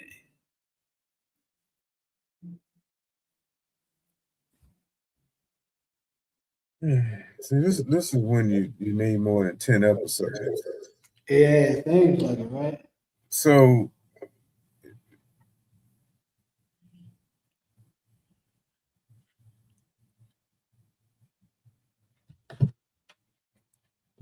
well, if Legacy is going to be a continuation of Force, anything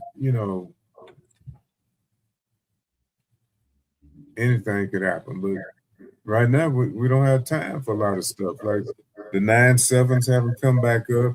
Where does Madam Wu fit in? Like you're talking about what's gonna happen with Ortega and Che.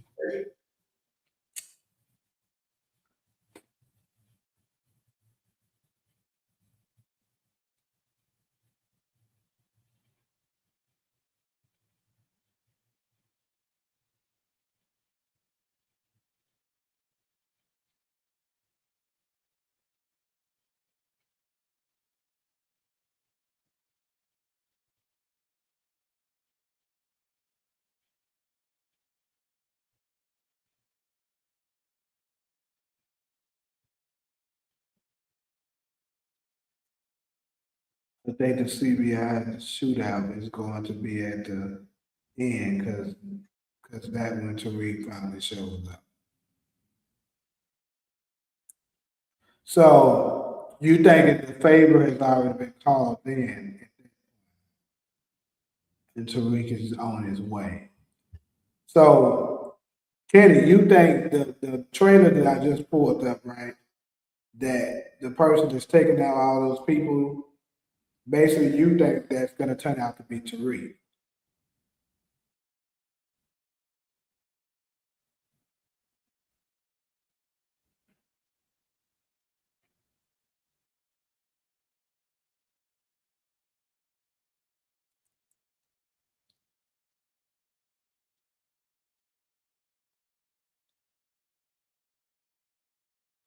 Is Tariq really any good in a shootout? I can't remember. Well, he's been in multiple shootouts before.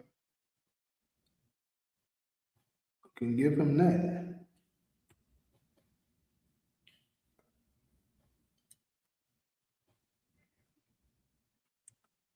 I mean, The worst one he was in, if I recall, was when Brayden turned the lights out or something. no, I can name multiple shootouts right now that Tariq has been in. Let's see. I'm trying to think. Let me see. Was he exposed? I mean, yeah, kind of.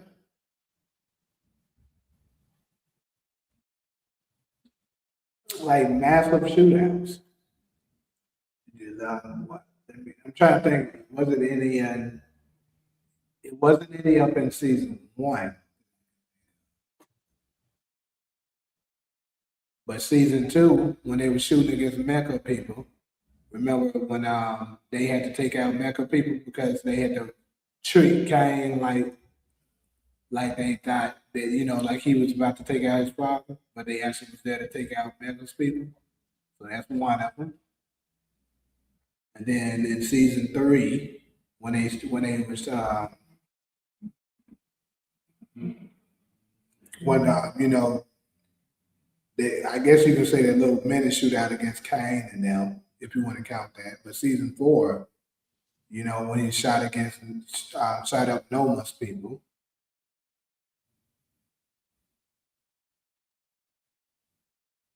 So yeah, he don't have a few.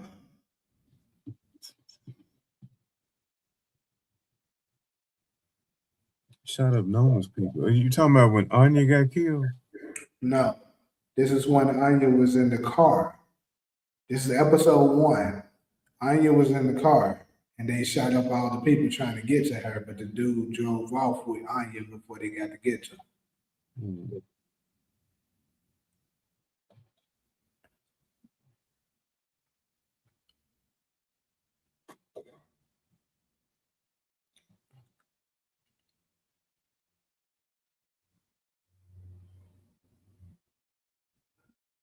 I agree, Coco.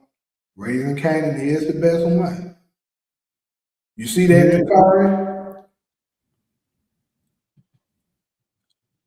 Yeah, I watched Raising Canaan twice. That's the best one. I keep telling folks that. And I would watch Force again, but I've not had any interest in watching Ghost again. Now I can't say that, but And for me, I don't have any interest in watching it. I would have watched it by now.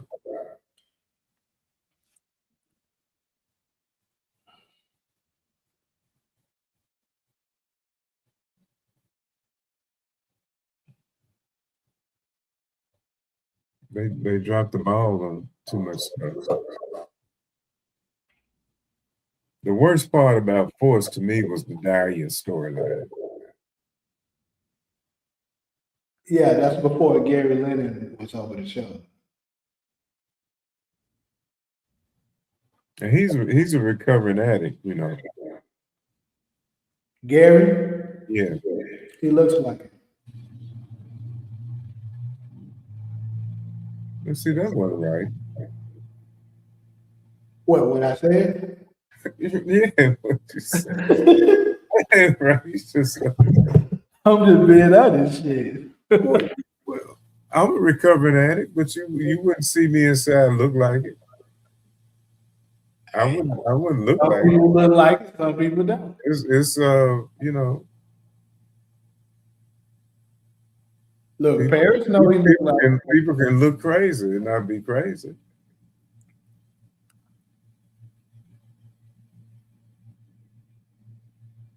But it could say something about his he would be that expert on AA meetings.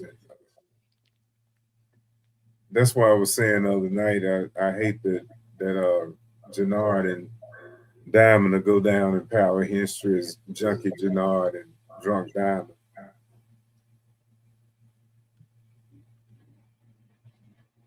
So he might figure out a way to kind of redeem Jannard from his addiction.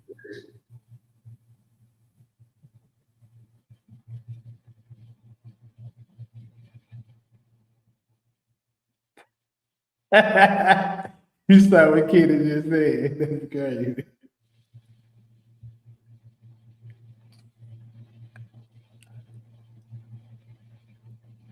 What is franchise name again? Kenny. Kenny. He must be he must be a YN. Yeah, he definitely is. Okay. I don't know why he be trying to roast me or something. I don't know. He do the same thing to Taj when he come up here.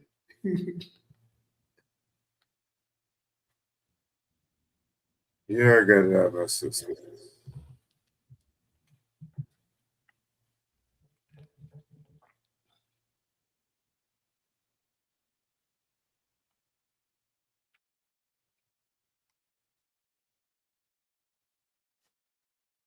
Okay, so all right.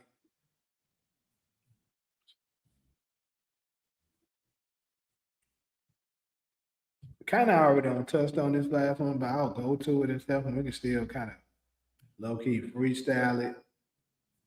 But I think it's a high probability your boy Ghost could be the one coming in and save the damn day.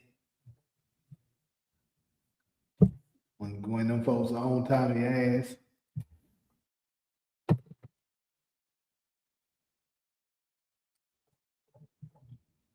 I wanted Liliana to still be in the show. She was as loyal as 2-Bit.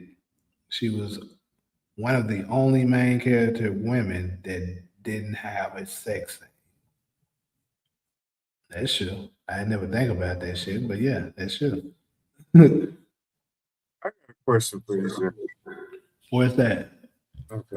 Just kind of open your mind, your writer's imagination and all that. Okay. So we heard Tommy say it again. I'm gonna call in a favor. Uh-huh. Who else would owe him a favor? Ghost. Okay. Let me rephrase the question. Who among the living of characters that we know, cast of characters who are among the living would owe him a favor? Ghost. But to answer your question of what you want me to say. No, I'm just trying to think, an alternate scenario or whatever. Because everybody's divided on Tariq and Ghost. Okay, coming back, not coming back, dead, alive, whatever. So let's kind of remove them from. Let's imagine if it was somebody else that he could call in a favor from. Who could that be? I know the other night, 2-Bit's name came up. 2-Bit don't owe him though at all. If Okay, anything, he owed 2-Bit. okay. We defined what it means to call in a favor. Yeah, judging by your definition of it. No, it was a AI definition. Cause I told I Googled it. folks all the time be like, bro, do me a favor, and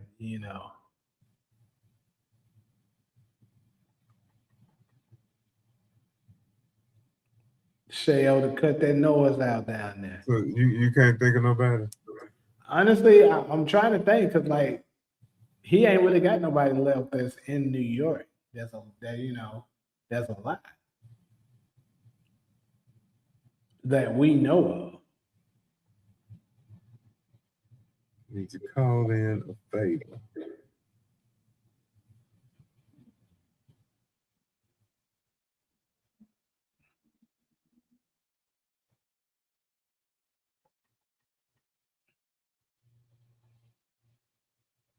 I'm still thinking. Is there anybody else? I don't think it is. It might be another writer thing for them to use that phrase, and we know what it means. I mean,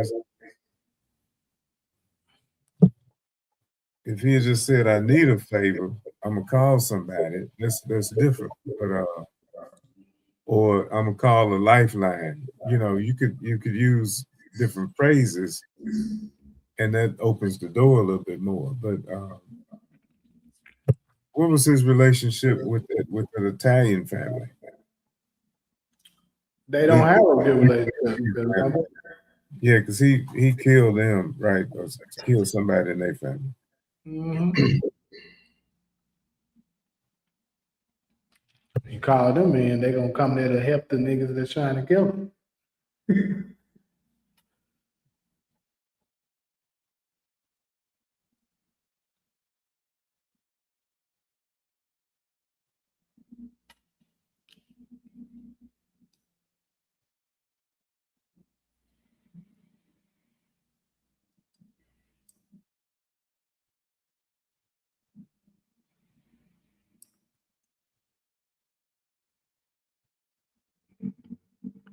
The name of the crew that Julio used to be in is the Todos Locos, but why would they owe Tommy a favor?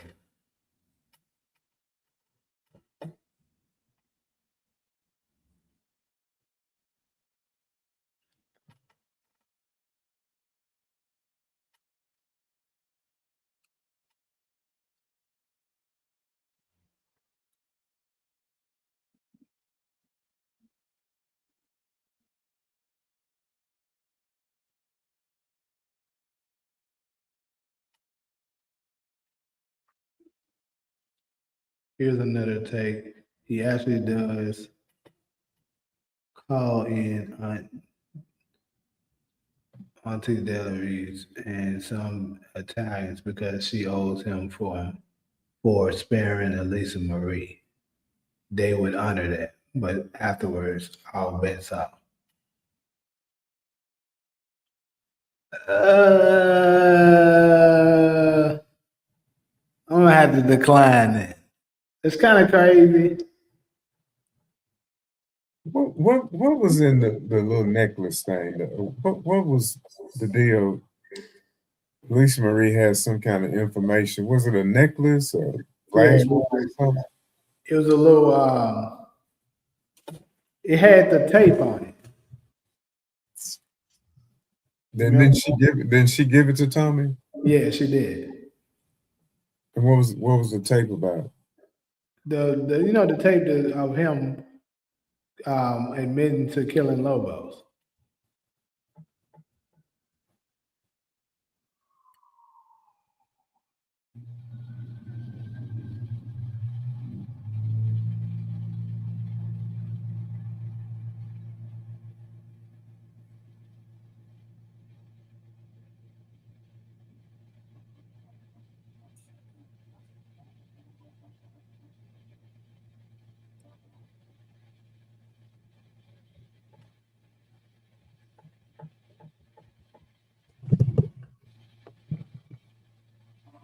Yeah, my mind, I can't think of anybody else.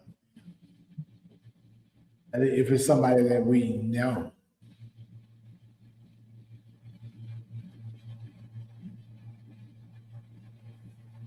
Okay, that's fair. So I mean, I think by default it got to be Ghost.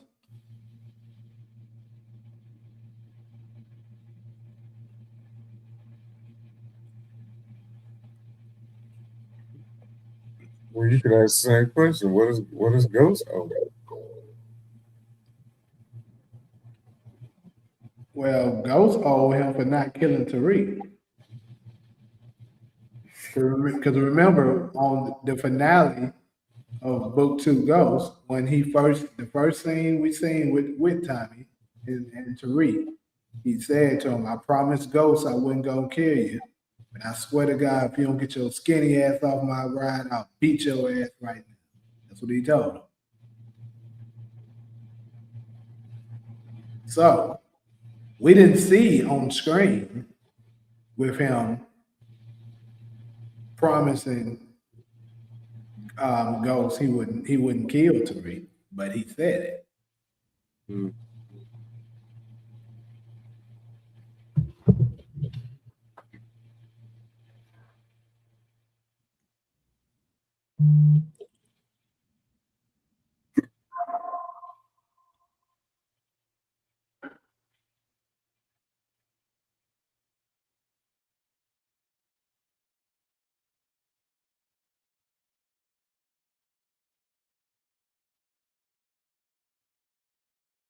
Oh yeah, I was talking about with that.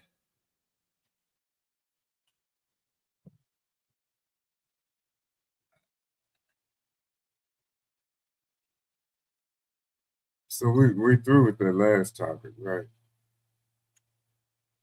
Somewhat. I mean, I'm kind of just freestyling so much. I'm talking about the Ghost return topic. We through with that, right? That's why I said somewhat. Uh, But I mean, I think pretty much we beating the dead horse. We know he coming back at this point.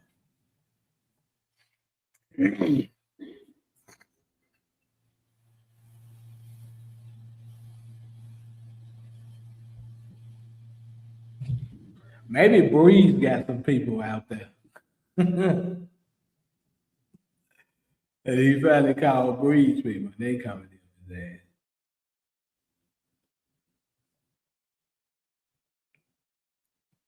On that plan. We know that call is who that call is. That call is Tariq. But you I you oh go ahead. I think if someone was to call Ghost, it would be Kate.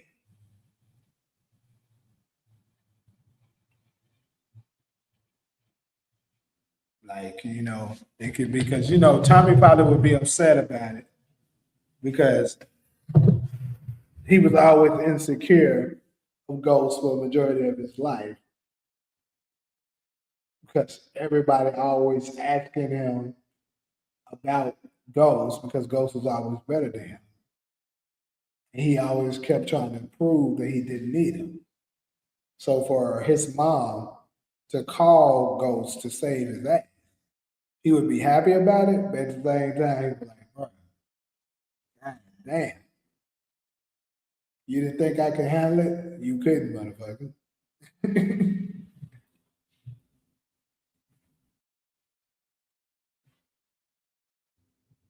You use that number 47 strategy. You say something enough times, people start to believe it.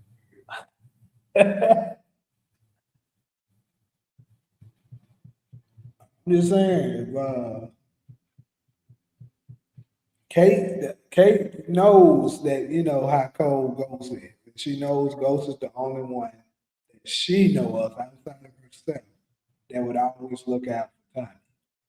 And I believe if she is one of the ones that knows that he's alive, which I think she is, he probably gonna tell her, only reach out to me if it's a dire situation and you absolutely need me. And once she calls him and tells him what the type of situation that Tommy is in and that he has a child on the way, then that would be enough.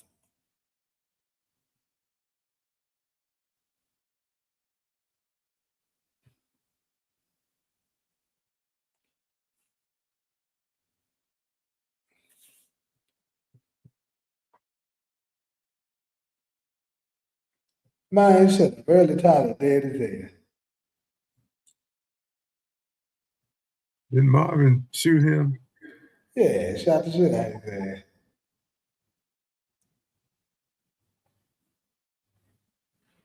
But I already know what he about to say.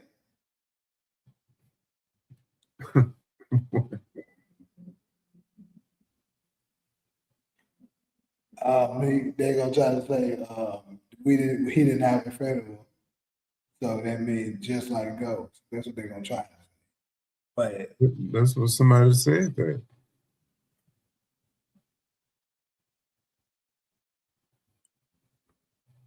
and this is another thing. Kate talking about she buried another son. You wouldn't that Ghost man. Who?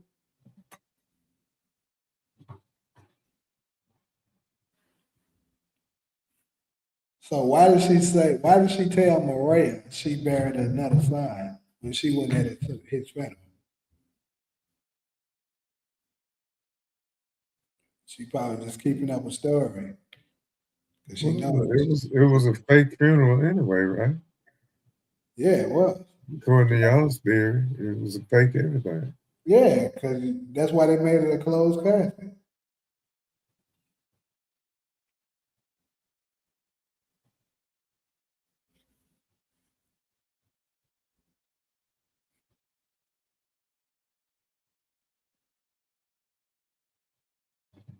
James said Patrick might have been Catholic. If he had Irish roots, he might have been Catholic, and they do closed casket anyway.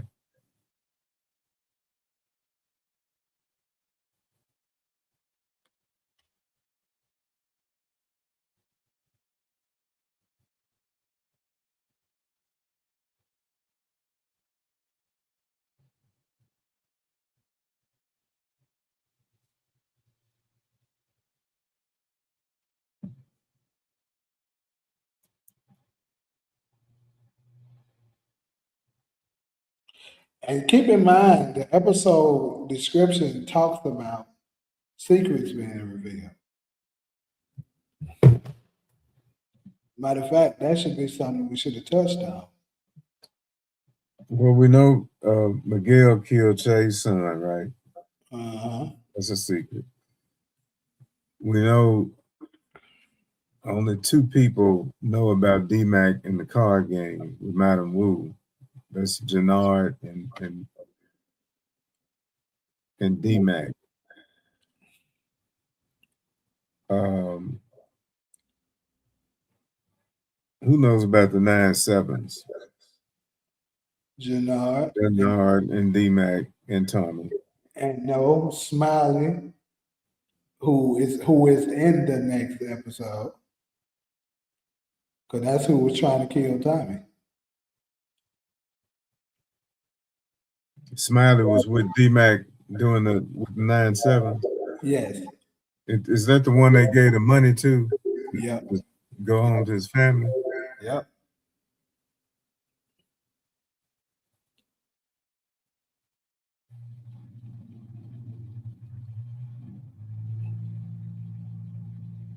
That's interesting.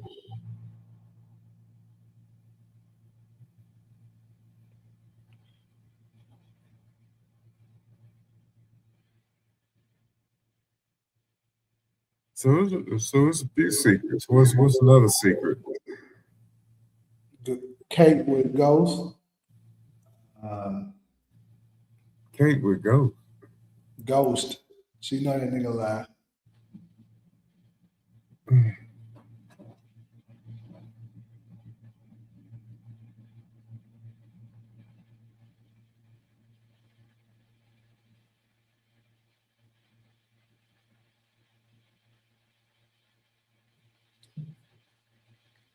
So that scene there that he's talking about it's very tricky. So I went back, right, and reviewed it some more.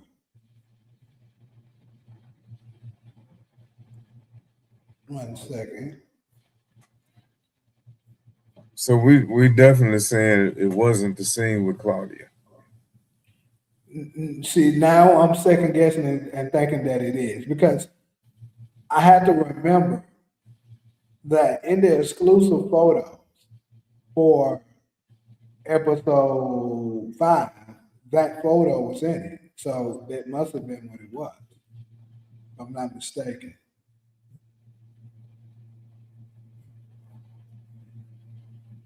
Let me go to, I'm sure Mark Dark has it on his shot.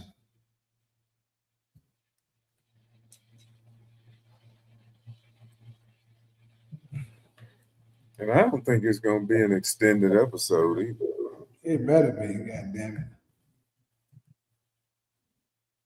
I mean, I doubt it don't, to be honest with you, because all of the other powers have.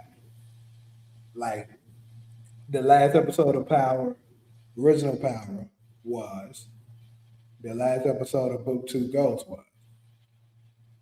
You said it was? It was, yes. How long did it run? 15.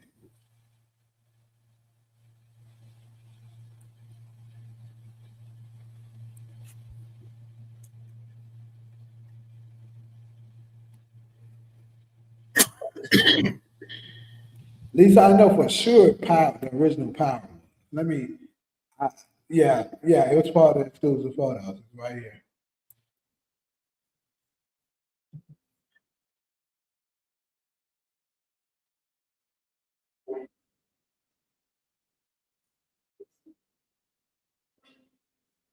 Yeah. So that was Claudia just leaning towards that. But I think, but what was throwing me off is because when I actually went back and watched the the episode, I didn't see this particular image, but it could have been just a you know photography shot that they took doing it. But this particular scene, you know, didn't this particular take didn't make the cut, but it still made a good you know behind the scenes shot. So they put that in there. Are you showing something? No, I'm not showing it. If y'all want to see it, I mean, all of this is that photo I was talking.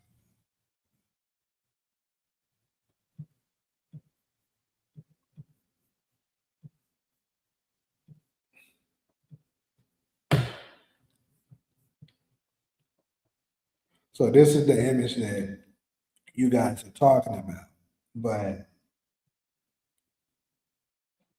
it was part of the episode 5 exclusive photos. So we all know what happened.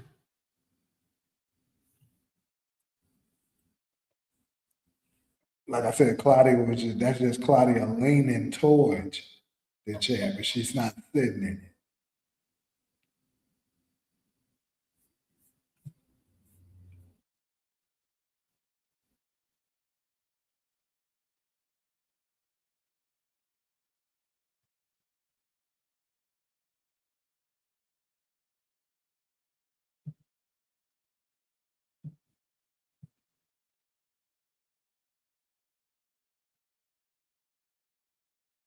Thinking about Mireya again. That if ain't Beth got out of town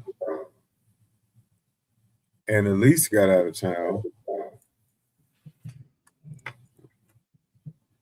why not Mireya? She should. They smart.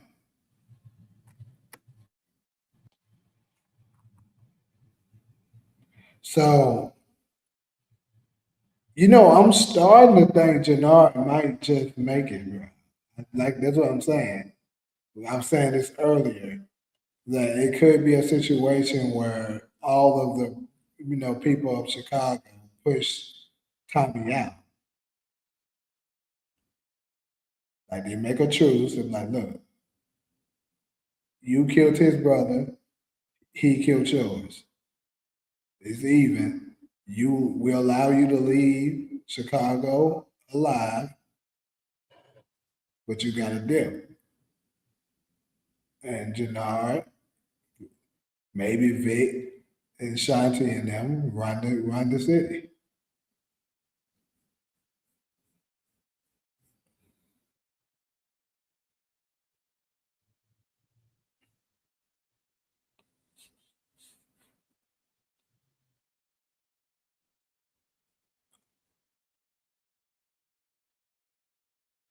I wouldn't mind seeing his addiction have something to do with how he ends up.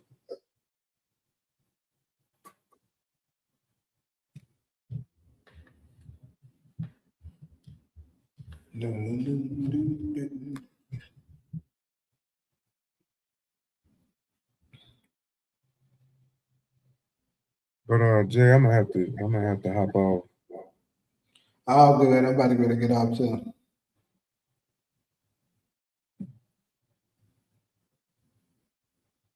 Somebody just posted on my stuff, Jannard makes it to Power Legacy just like Dre made it to the final season of Power. Yeah, Jannard might just make that shit.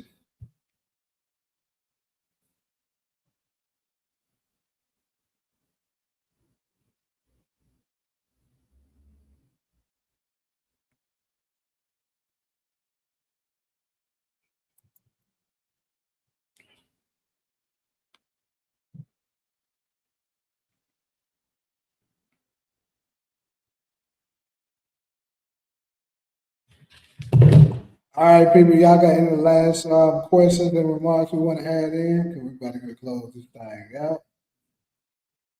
I'm actually about to go and watch some.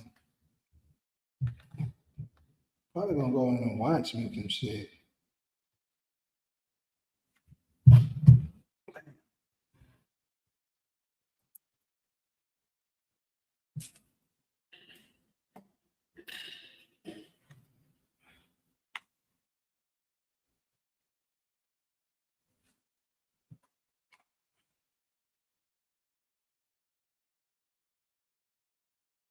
Almost like the scenario about Unique making Rock leave Southside to make her Queens.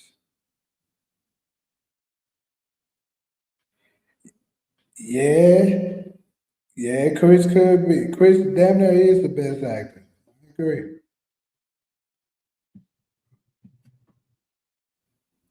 Yeah, I think I might rewatch the episode because I actually haven't watched it on my TV. I only watched it on my laptop.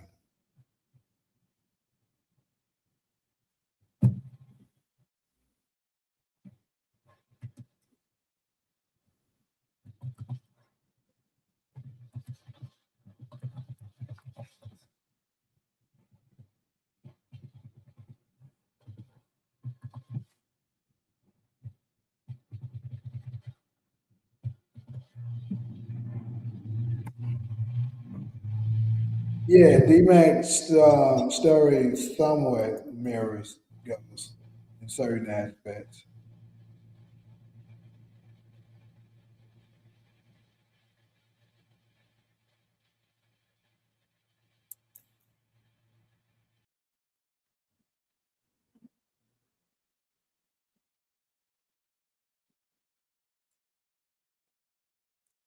Forget the non-believers.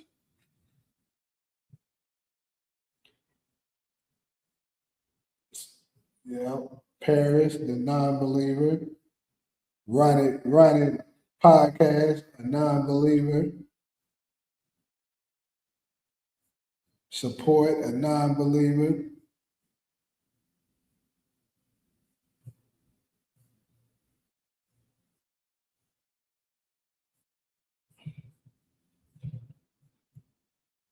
Show y'all my updated list before I go ahead and log out. That motherfucker getting long now.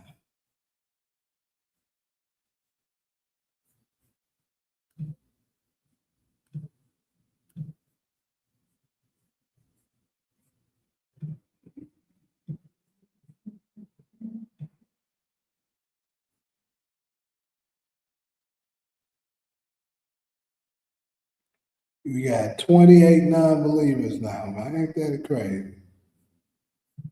Also, I seen Miles, the outcast, on the block list. Who blocked him? I unblocked him. I don't know how the hell he got on it.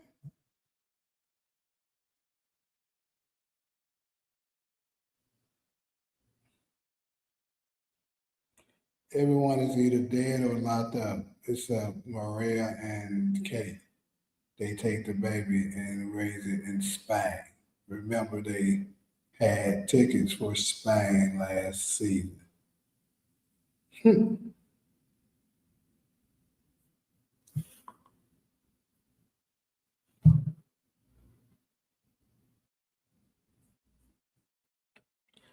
Yeah, got a good old long list.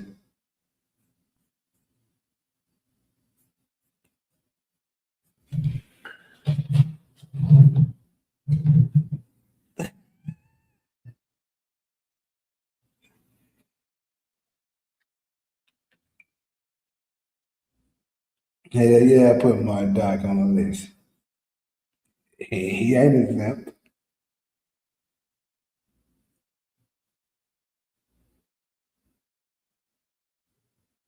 Who, hello, somebody just went ham. I'm about to add to the list as we speak. Somebody went ham in my comment section. Who the hell is this? They lost their damn mind.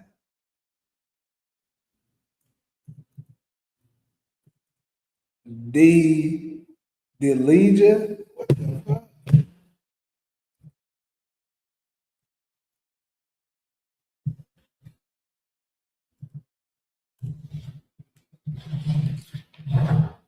The Legion just said they didn't confirm shit.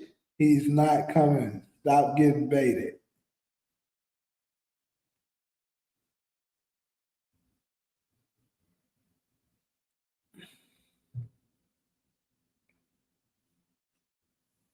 So we now got 29 of y'all ass.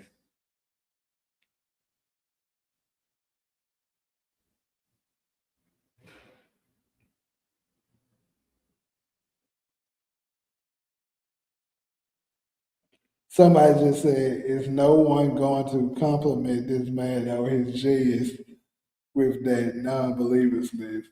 That's like getting your name on on the board and then I mention. Ah.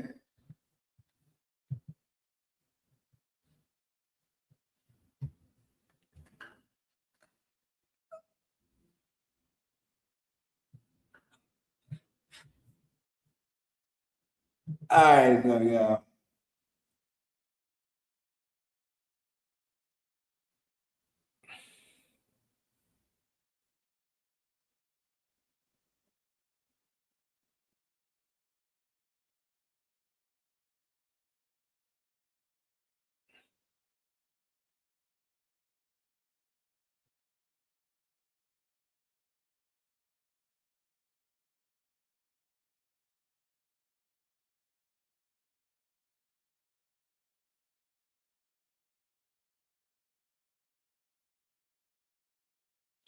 Tommy gonna make that phone call and then it's gonna fade to black. Him and Tariq gonna hook up on the next spinner. Yeah, I'm gonna be mad as hell if this ass go.